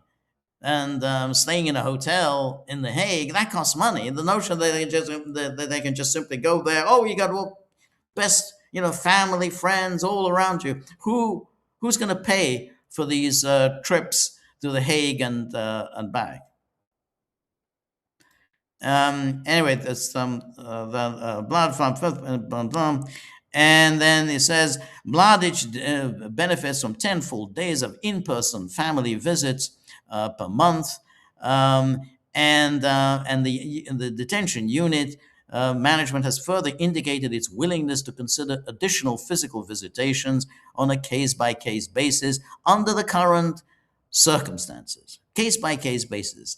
And then the registrar additionally confirmed that arrangements are in place to facilitate visits on a very short notice should Mladic's condition deteriorate even further. Very short notice. Hey, he's going to be dead by this evening and you want to come over. You have to catch a flight, of course. We're not going to pay for it, but yeah, if you catch a plane now, you might actually be there before he dies. And anyway, on the basis of the information before me, I'm not convinced that humanitarian or compassionate consideration demand Mladic's release. Mladic's continued imprisonment has not become incompatible with international standards of detention aimed at ensuring humane treatment. His continued presence at the prison hospital and under the United Nations supervision is neither inhumane nor an affront to his dignity. Remaining there does not pose threats to his well-being that might otherwise be accommodated in a hospital setting, for example, in Serbia. And then, of course, but then he does say that Mladić is approaching the end of his life. The application makes clear that his continued incarceration is neither his nor his family's preferred outcome. This preference, however, must be viewed in the context of the unique and significant penological goal underpinning sentences. And now we get to it. Nothing, forget about all this talk of, this fantastic healthcare. He gets round the clock medical attention and he gets to see his family and friends all the time. Then there's a significant penological goal underpinning sentences imposed on persons convicted of international crime. The sentence beyond deterrence is intended to reflect the international community's condemnation of the behavior in question and its unwillingness to tolerate serious violations of international humanitarian law and human rights. That's what it is.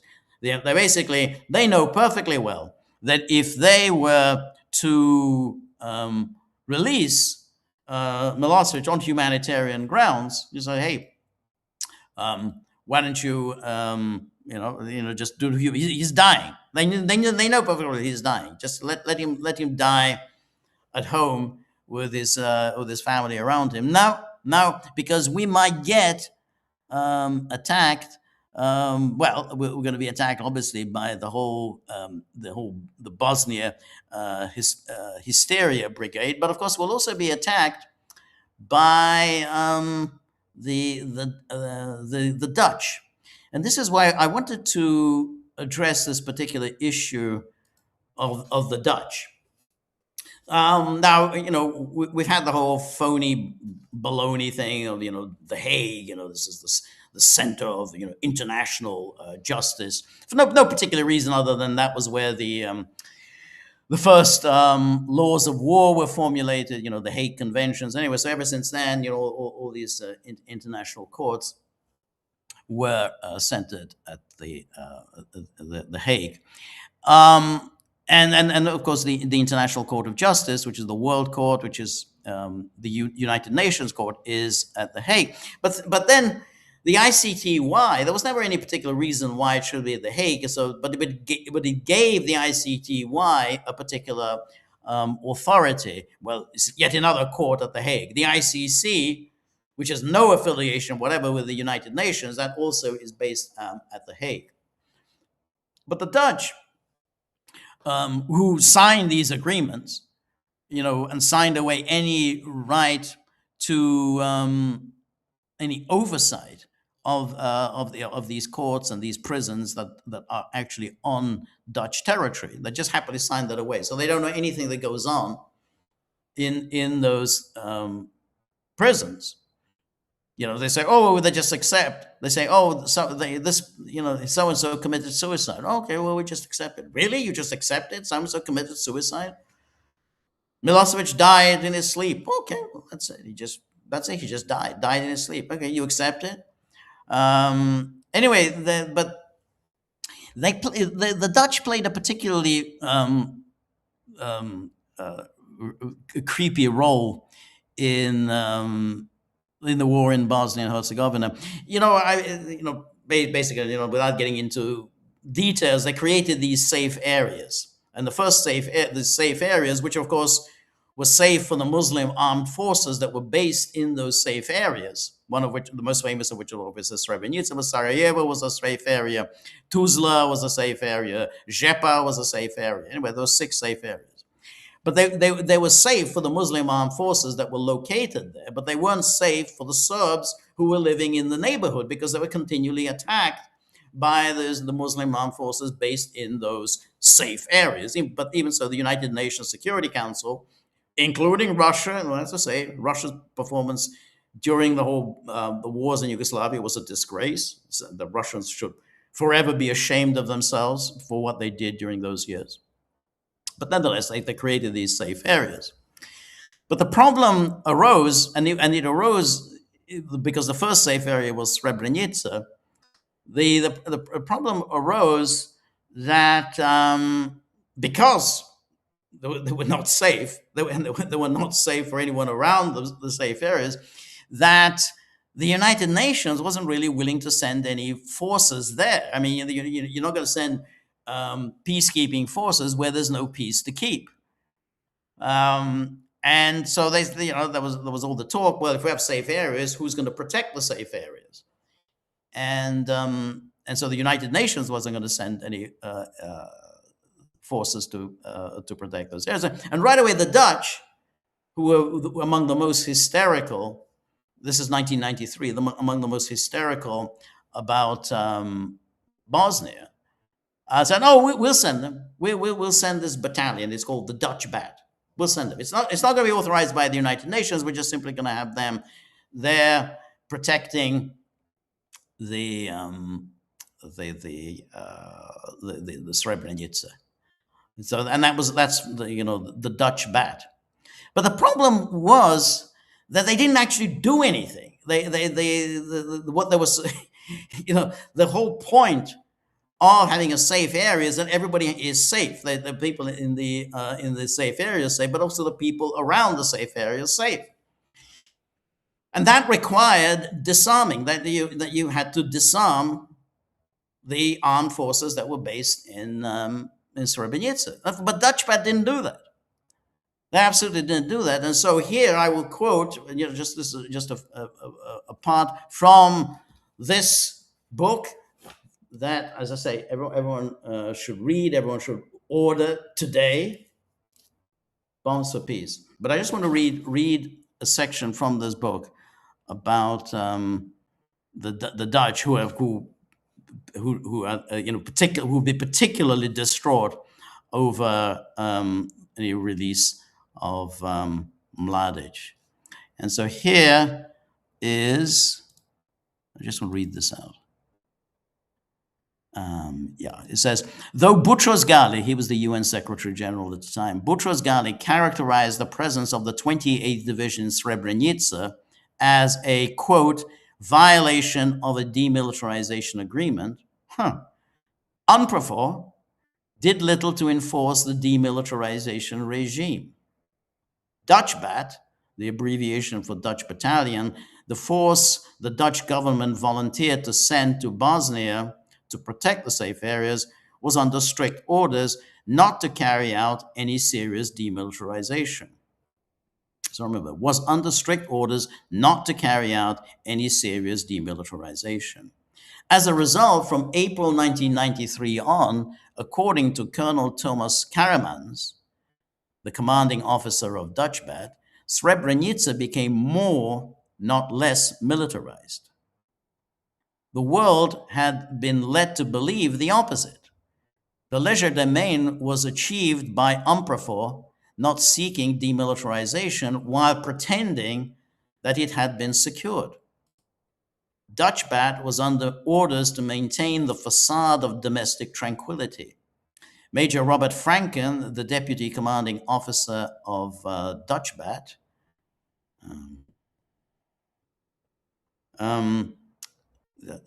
recalled how his troops were not allowed to enter private houses. When we saw somebody with a gun, with a weapon, we followed him, we tried to catch him, but the very moment he went into a house, we had to stop and call in the local police to see whether the weapon was still in the house. We tried that a couple of times, but the result was always the so-called CIVPO, the civilian police, came out and said that there were no weapons. Okay, well, that's okay. So we just took their word for it.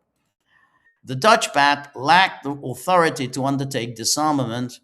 That Dutch bat lacked the authority to undertake disarmament was confirmed by the Srebrenica debriefing report published by the Dutch government in 1995.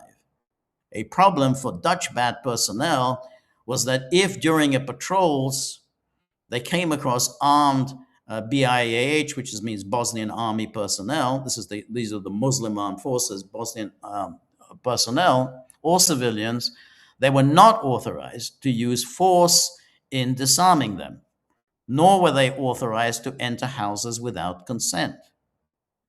Moreover, after the failure of demilitarization in May-June 1993, UNPROFOR did not overly concern itself with the brigades. It seized any weapons it discovered, but did not actively search for them. UNPROFOR, because of its unclear mandate, allowed training without weapons and other military exercises. Setting up positions within the enclave was permitted to a limited degree. The Bosnian army in Srebrenica tried to keep out of sight of UNPROFOR, the Dutch government said in its 2002 report. Anyway, the point is that this Dutch government report, the debriefing report in 1995 said was that it was a fraud. It was the whole idea that any kind of disarmament had taken place was a lie. It was a lie that was told to the world, and the Dutch took part in this lie, lying to the world in claiming the Srebrenica had been disarmed. That somehow, all the arms had been collected. It's completely disarmed. It's an unarmed enclave, and that the Serbs were attacking an unarmed enclave. It was a lie. And Dutch bat had failed in that. They rushed into this thing, but didn't do anything. They didn't do what they were supposed to do, which was to disarm the forces that were in Srebrenica. Then they've ever since then they've been getting self-righteous, sanctimonious, denouncing the Serbs, blaming everything on the Serbs. The fault was theirs. The fault was theirs. They failed to ensure a disarmed, safe area. If the area had been disarmed, then there would not have been the attack on Srebrenica in July 1995. The attack came precisely because the Bosnian Serbs had got sick to death of these constant attacks emanating from Srebrenica. But rather than face that, well, let's just whip up this further about Mladić. Anyway, we've gone on long enough. I'm now going to go to our locals board. This is the board where our the Gagglers hover, and where the people who really care about the gaggle, but the work that we do here, congregate, and as I always say, if you want to ask me questions, if you want to address anything, I mean, I don't know, I talk quite a lot today about Yugoslavia, so if you have any questions, comments, anything I said, you can challenge me. But the way to do that is to join the Gaggle community. It's on Locals, so it's thegaggle.locals.com. Please join. We are very, very smart, very, very talented,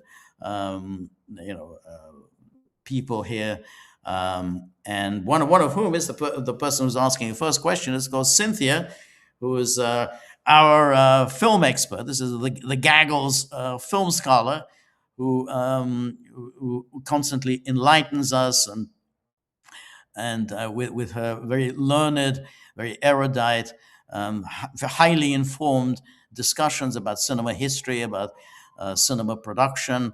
and all the different genres of filmmaking, different eras of film, just this on this vast, complex subject of cinema history.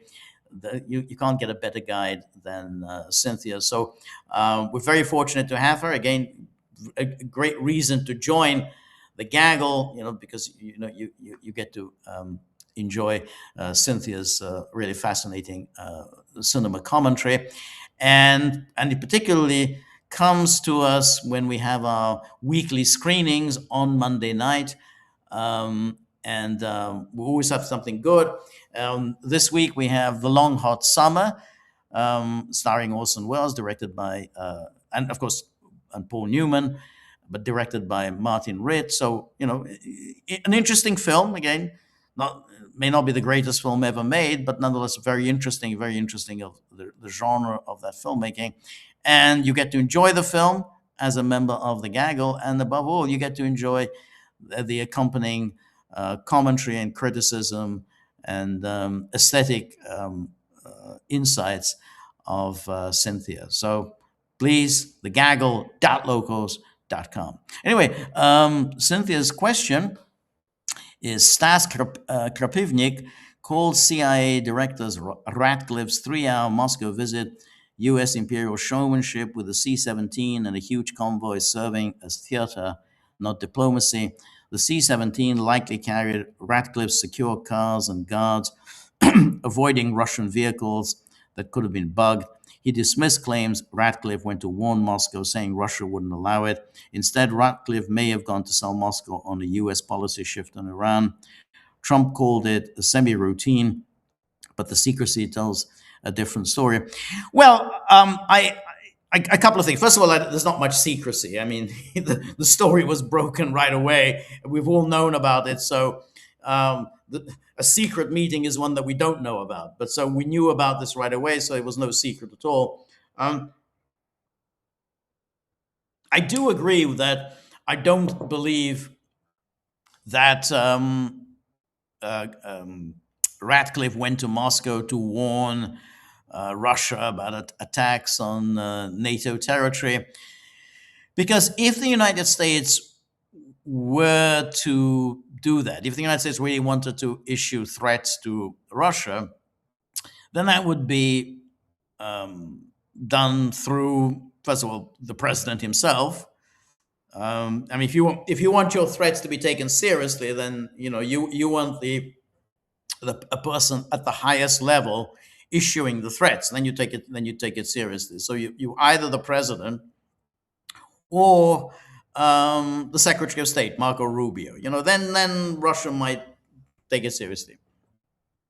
But the director of the CIA is really quite a low man on the totem pole. I mean, he really isn't a particularly senior figure. He's there to provide intelligence to the president. He provides him with information, but ultimately the decision making is the president's prerogative, the Secretary of State, whatever, the Treasury Secretary. They make the decision. I mean, the CIA director is just to provide the information. So he's a low man on the totem pole, so he's unlikely to be the bearer of any serious threat. So, and above all, I don't think that the United States is in a particularly good position to be issuing any threats. The Russians and everyone else can see that the United States is hopelessly bogged down with this war on Iran. Trump doesn't know how to get himself out of this. He's trying one thing, he's trying another thing. He doesn't know how to do it. That's not the time to start issuing threats against the biggest nuclear power in the world. I mean, that's just, it's not going to have any credibility. I mean, this is the time you want to consolidate and, try and make as few enemies as possible, because any threat that you issue is going to be seen to be a bluff. I mean, you can't deal with Iran. Now you're going to take on Russia as well. So this is not the right time to be making threats. So I don't believe he went there to issue any threats. I think it's possible, but again, it's just speculation on my part. As I said on Tuesday, that he proposed to the Russians some kind of a ceasefire, no attacks on Black Sea shipping. So that way, because I think Ukraine is really being hit very hard. It's being hit very hard with these attacks on the on its grain ships. It's being hit very hard with the attacks on its energy infrastructure. So it may be a pitch that the administration is making to Putin. Hey, just ease up on these attacks.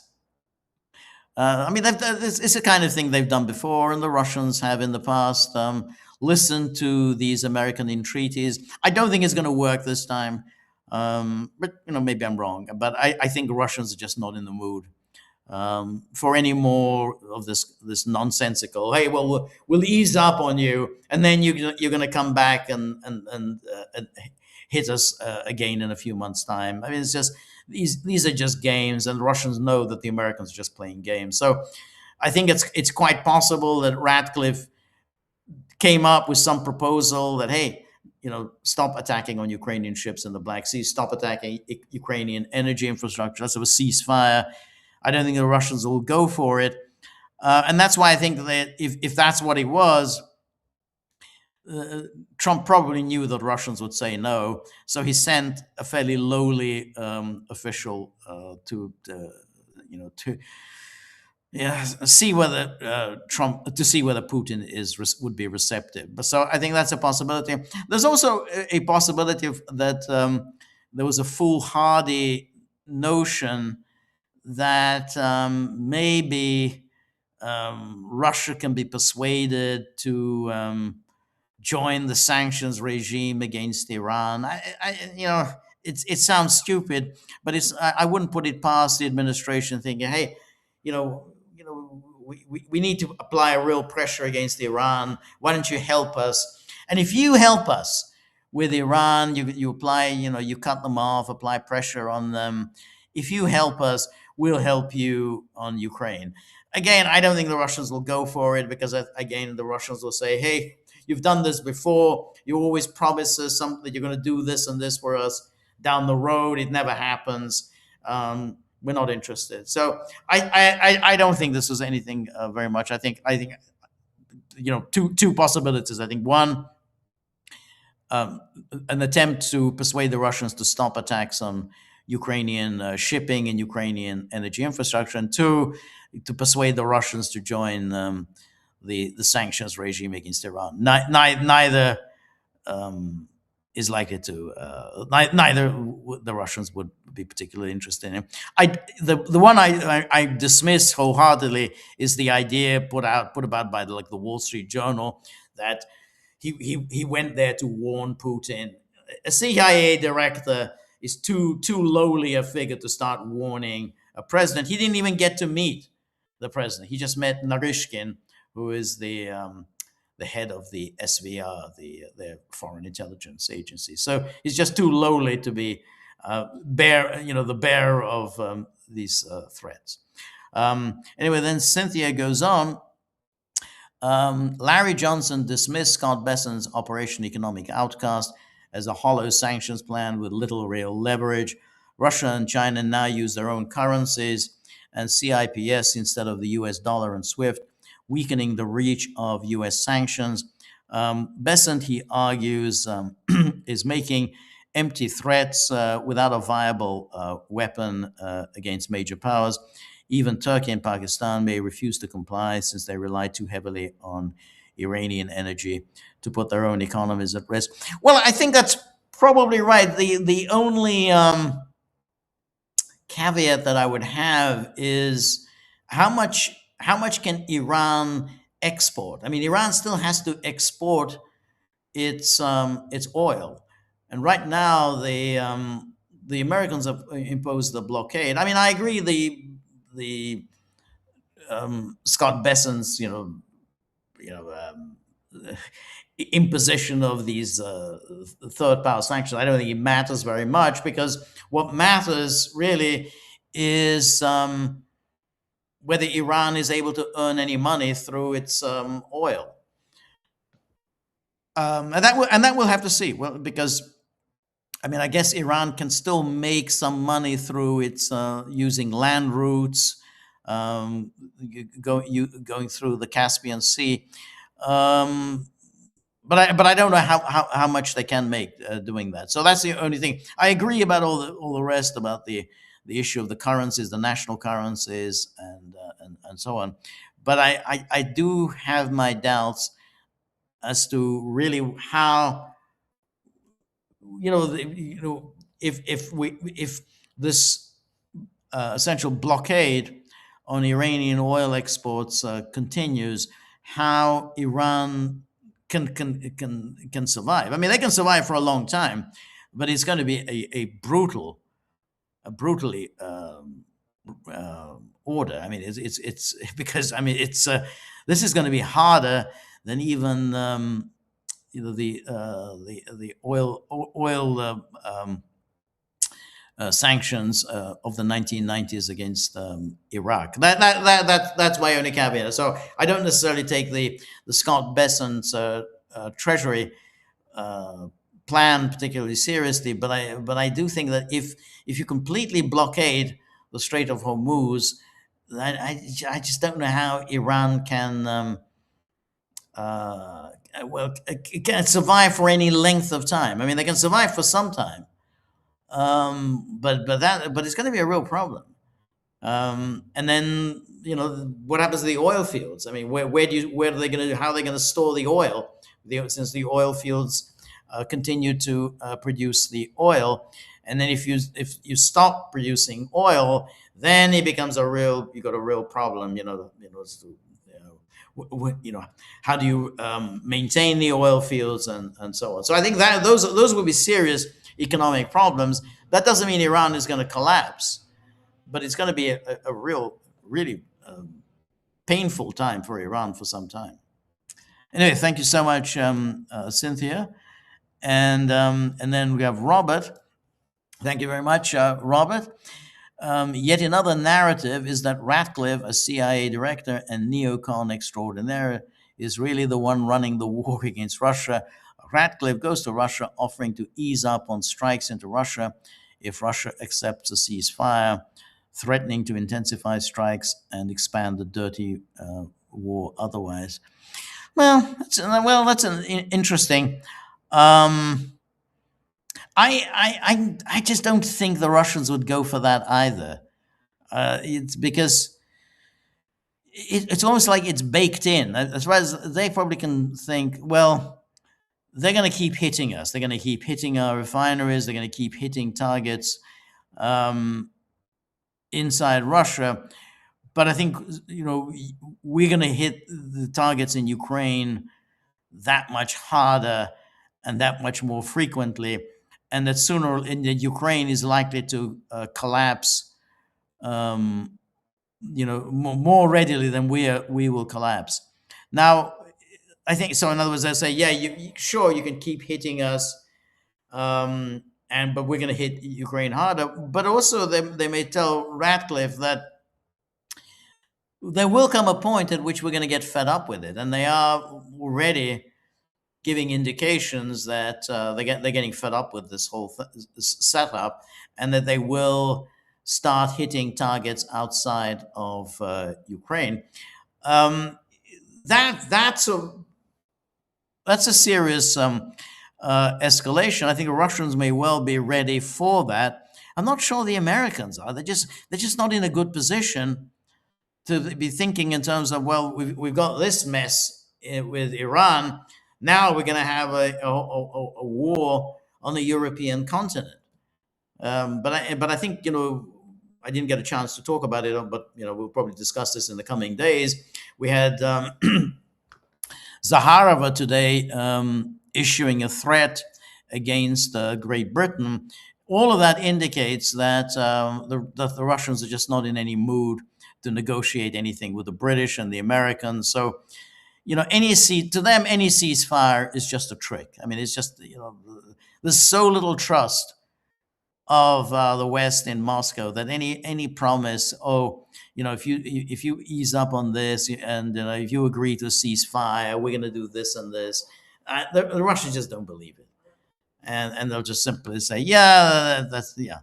You want us to agree to this, and then you're going to come back and hit us, in 2 years' time. So I don't think it's going to work. And they say, okay, you want to hit targets in Moscow, go ahead, but we'll hit more targets in Ukraine, and above all, we're going to start hitting targets in Europe, and then we'll see whether you're really ready for um, for a major war on the European continent.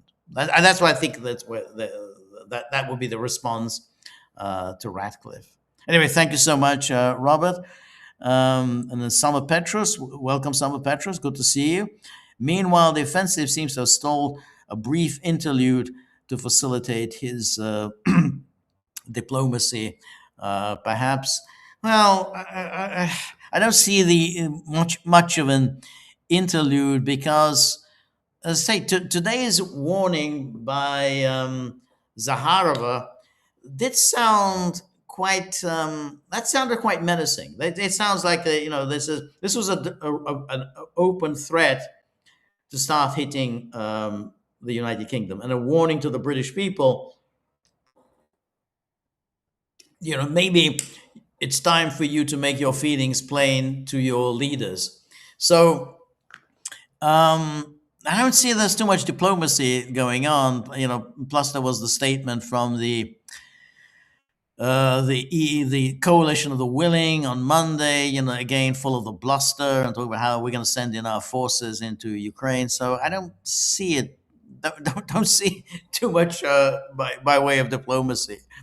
Anyway, thank you, Summer Petrus, and then here we have the Muffin Man. Muffin Man, thank you very much, Muffin Man. Serbia hosts the globally unique jadarite deposit in the Jadar Valley, considered one of Europe's most important lithium sources for EV batteries. Well, that's true. The problem there is, of course, the Serbs don't seem to be very happy about investing in this because it's a very dirty, literally very dirty industry, and there's just no great enthusiasm for the environmental catastrophe that would follow any serious extraction of lithium. They've tried that before, the investment in lithium extraction, and the Serbs reacted very negatively, understandably, but they reacted negatively. Vucic was hoping to use that in order to curry favor with the Germans, but the Serbs weren't buying into that. So yes, the Serbs have this lithium, but it's hard to do this kind of mining other than in countries such as China, where the public really doesn't get much of a say in where industry where things are extracted, where investment is located, where you build anything.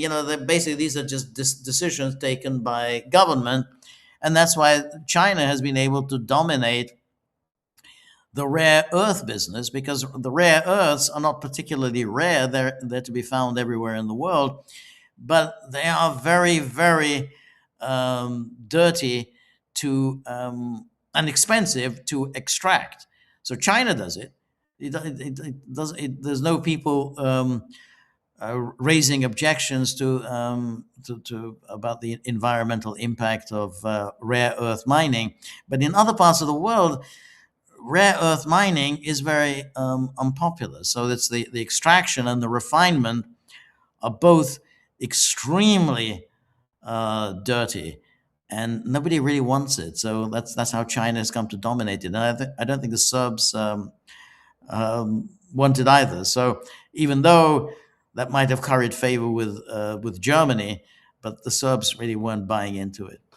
Anyway, thank you so much, Muffin Man. Anne Marie, always good to see you. Anne Marie, of course, is a musical expert, a renowned international violinist.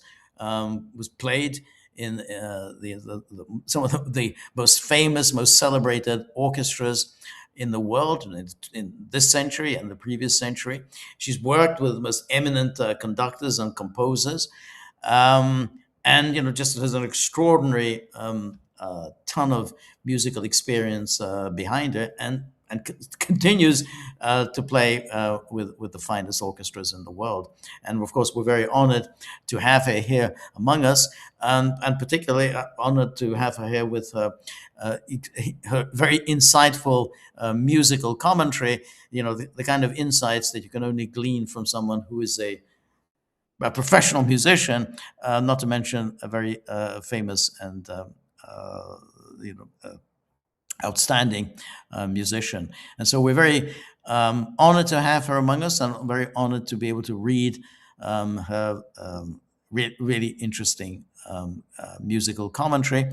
And I've just posted a musical Gaggle Music Club entry. This is the Prokofiev's third piano concerto. I wrote a short introduction. I hope Anne Marie will be able to find the time to provide us with some insights about it, because of course Prokofiev was a very interesting composer. I'm sure you've played him many times. I don't know whether you've played the third piano concerto, but I'll be absolutely fascinated. Really looking forward to any insights and thoughts that you would have on Prokofiev in general, but or on the third piano concerto in particular. As I say, Anne Marie always provides us with something stunningly original and thoughtful. So thank you so much, Anne Marie. Thank you for all of your contributions to the Gaggle. And then we have Marty. Marty always has something. Oh God, these pictures are kind of grim.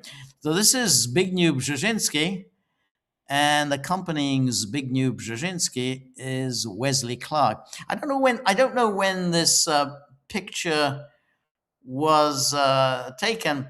Now, Wesley Clark was, of course, the Supreme Allied Commander during the bombing of NATO, the NATO's bombing of Yugoslavia in 1999. It was a horrific creature. He was the one who hit the RTS studio.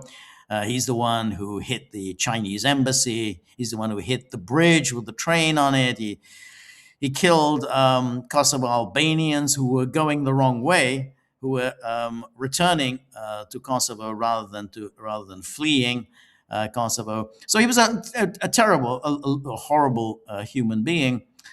Now, Brzezinski, while a very, very smart man, I mean, I have to say he was a very smart man, he made a number of terrible decisions for the whole world.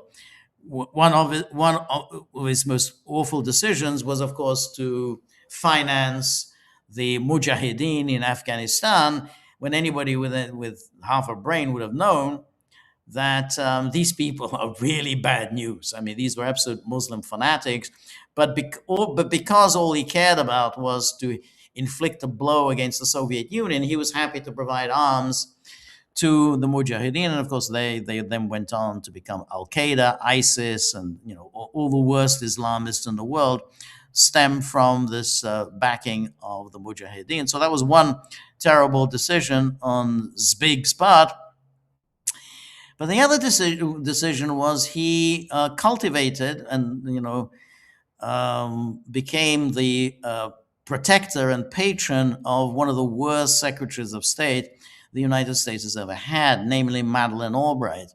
Madeleine Albright, of course, was the daughter of a former Czech diplomat, Josef Korbel, who came to the United States, became an academic, a very uninteresting Cold War academic. And of course, Madeleine Albright, followed in her father's footsteps, boring Cold Warrior, even though the Cold War was long over.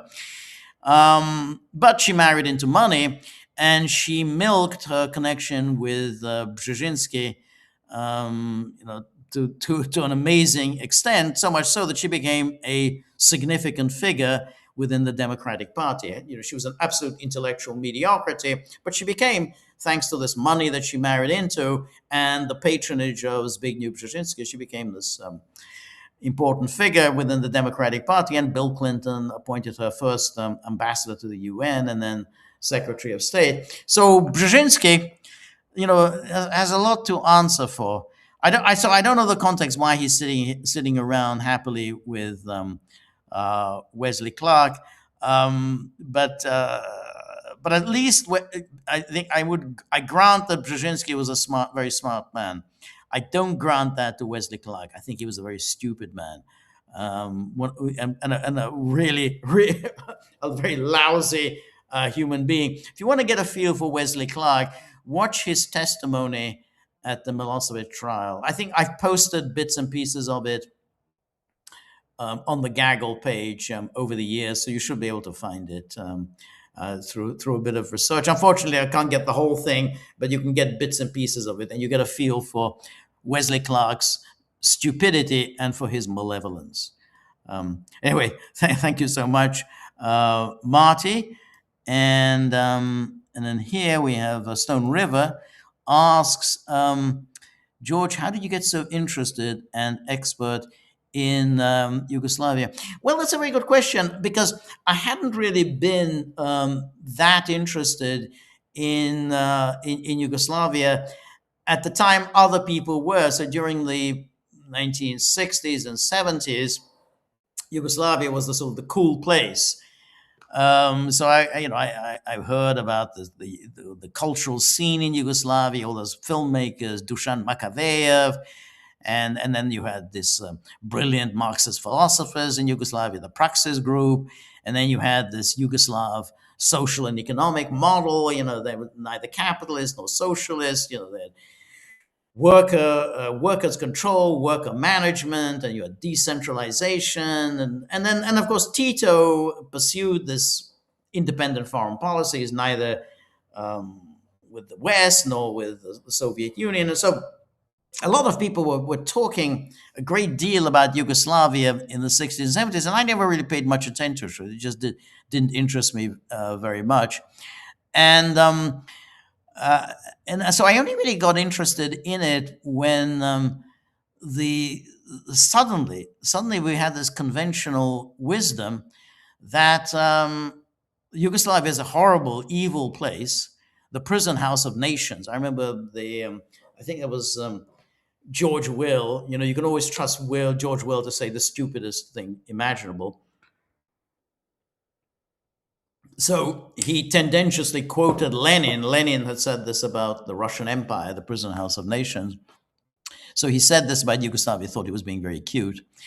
And then this was conventional wisdom. It was a prison, Yugoslavia, this terrible place where, and I remember Margaret Thatcher said, the jailers of Yugoslavia were the Serbs. They were keeping everyone in this Yugoslav prison, which was also odd. So first I'd heard about Yugoslavia as this really clean, cool place. Everyone loves Yugoslavia now. And then before that, I'd heard about the Serbs were fantastic. They were brave, heroic people. They fought fantastically in World War I, fought fantastically in World War II, and everyone admired the Serbs. They were very tough, very brave people. So suddenly we were supposed to hate them. We're supposed to hate Yugoslavia. We're supposed to hate the Serbs. And I thought, whoa, something has to be wrong here. How can people's minds change so rapidly? How can we go from one piece of conventional wisdom overnight into another piece of conventional wisdom? So I felt then that something is being played on us. Something we're getting some propaganda exercise that and that some people have a serious agenda here, and we're being played.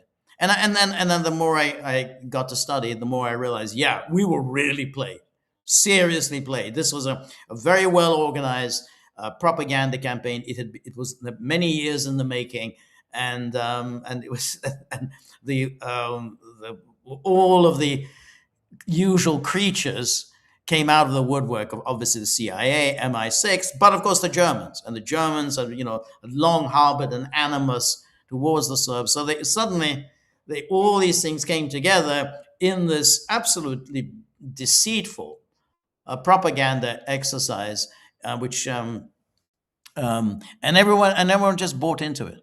And it continues to this day, and that's the extraordinary thing. The hatred for the Serbs. It's now been a generation has grown up since the 1990s, and yet there's the unremitting hatred. You go to any newspaper story, and they're still going on about Vucic. They're still talking about Milosevic, and then today, of course, you got all the ridiculous stories about Mladić. And of course, the truth isn't hard to obtain. It doesn't require any particular talent. They're all there. It's available. That government report, that Dutch government report, is a fascinating encyclopedia of information about the war in Yugoslavia. No one's bothered to read it, but there's just an enormous amount of information there. The United Nations Secretary General reports during the 1990s, written by Boutros Ghali. A lot of information there. No one bothers to read it. Instead, they just regurgitate the same crap about Mladić, Karadzic, Milosevic, blah, blah, blah, blah, blah. Same thing. No one actually bothers to look at the original documents. Even the memoirs of some of the UN people who were in Bosnia are a treasure trove of information. No one bothers to read that. So, but instead, Mladić, this garbage that you get. So how did I get interested? Yeah, I don't like being played. I don't like being made a fool of. I mean, I would hope that other people would feel the same way, but they didn't then. But I think maybe things have changed now. I think sufficient number of years have gone by, and I think people seem genuinely curious about what the hell happened in Yugoslavia. How the hell did they pull that off? Because it is a fascinating exercise in the manipulation of public opinion. Anyway, thank you so much, Stone River. And then the Muffin Man says, how do you feel about Trump attempting to rename Lake Ontario to Lake America? It feels stupid and like a slap in the face of native North American whose languages the original name comes from. Well, I have so little time for the Canadians. I find them so insufferable. And I find Mark Carney absolutely intolerable. I find, Trudeau, Justin Trudeau, his predecessor, unacceptable. So, to be honest, when Trump does these things to Canada, I have a malicious glee comes over me. I'm never going to take the side of Canada. I mean, it just can't be. It can't happen. And I think in this trade dispute, to be honest, I think the United States was offering quite a reasonable deal to Canada.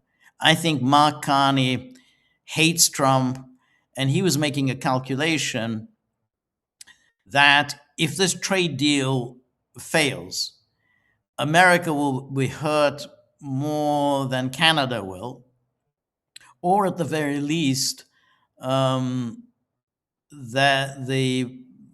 this collapse of trade between the United States and Canada will hurt Trump in the midterms. So I think that was Mark Carney's calculation, that that Trump will get wholly negative media coverage over the failure of an agreement, and this will be disastrous for him in the midterms. That was Mark Carney's calculation. He thinks that politically he's going to really inflict serious damage on Trump. I mean, we know he hates Trump. I mean, after that speech that he delivered at Davos. So I think Mark Carney is making a mistake. I don't think Canada is in any real position to start throwing its weight around with the United States, not when it comes to trade. On the other hand, I think Trump will be hurt in the midterms but not by this. I mean, I think probably doesn't help, but I don't know that people are going to take the side of Canada against the media will. Yeah, yeah, the media, of course, they say, yeah, Trump is being Trump and is being, unreasonable and so on. But um, but I think the United States was being more than reasonable. I think it was Carney who wanted to sabotage this agreement. So what do I think about renaming Lake Ontario? Um, I, I don't have a problem with it, to be honest. I just, when you hit Canada, I just don't have a problem with it. Fine. I don't care whether it's Lake Ontario. I mean, you're not going to ever get me to side with Canada. So, so anyway, thank you, the Muffin Man. Oh my God, this is we have Marty. Marty, this is Marty is truly sadistic tonight. He's got this horrible, horrible, monstrous picture. Ugh. Of Madeleine Albright. She looks like she's posing. Like, is this for Vogue? Is this to put her on the cover of Vogue, on Vanity Fair or something? I think that goes back in the to the Clinton era, when there was a kind of a slight a flurry of enthusiasm for Madeleine Albright, and she was, I think she used to grace newspaper magazine covers, and so she's. I think she was the first. I think she was the first female Secretary of State. And so that was she's the first female Secretary of State. And God, isn't it great? She's more enthusiastic about bombing countries than any male Secretary of State. Isn't that exciting? Isn't it wonderful? We now have a woman who's the Secretary of State who is even more eager to bomb than any male Secretary of State. And then, of course, she had that wonderful line. That was even before she became Secretary of State. That was in 1998. No. It was no. Sorry, it was she was the Secretary of State at the time, when she declared that yes, it was fine by her that I don't know what 500,000 children died in Iraq. She didn't have a problem with it, and of course she was being honest about that. She actually said, blurted something out that you're not supposed to. It called into question her judgment as a diplomat. But yeah, I don't have a problem with 500,000 Iraqi children dying. Well, yeah, she absolutely she doesn't. Nor does she have a problem about bombing countries. I mean, that's who she is. But in the media loved her. And that's why I don't know what magazine cover this came from, but I can see that she's posing here. A fashion icon, Madeleine Albright, the fashion icon. Anyway, thank you, Marty. And then, and Anne Marie says, we are rehearsing the Mahler Fifth and Schoenberg's opera Moses and Aaron, which is very difficult. Wow. Both are extremely difficult at the moment, so my comment on Prokofiev might take a little while yet. No, perfectly understood. Whenever you have the time, then write it. No pressure at all. That's more important. Those are playing Mahler's Fifth. That's some serious work, and Schoenberg's Moses and Aaron, also some serious work. And just from that comment, that should that gives you a measure of the kind of work that Anne Marie does, and how fortunate we are that she has the time to take off from playing Schoenberg and playing Mahler and Bruckner. She has time to take off and join us here at the Gaggle. So that's yet more reason for everyone join the Gaggle. I mean, this is the kind of intellectual stimulation that you will enjoy when you join our community. Anne Marie, Stone River, Robert, Cynthia is just among many others. So the gaggle.locals.com. Anyway, my time is up. Thank you so much, everybody who joined me. Wasn't a particularly happy evening with the death of Ratko Mladić, but what can you do? We're dealing with scum every day, so that's what happens. We will have some podcasts over the weekend, and then we'll be back on Monday with our joint live stream with Peter, and then next Tuesday we'll be back with my solo live stream. Please join me then. Until then, all the best. Good night.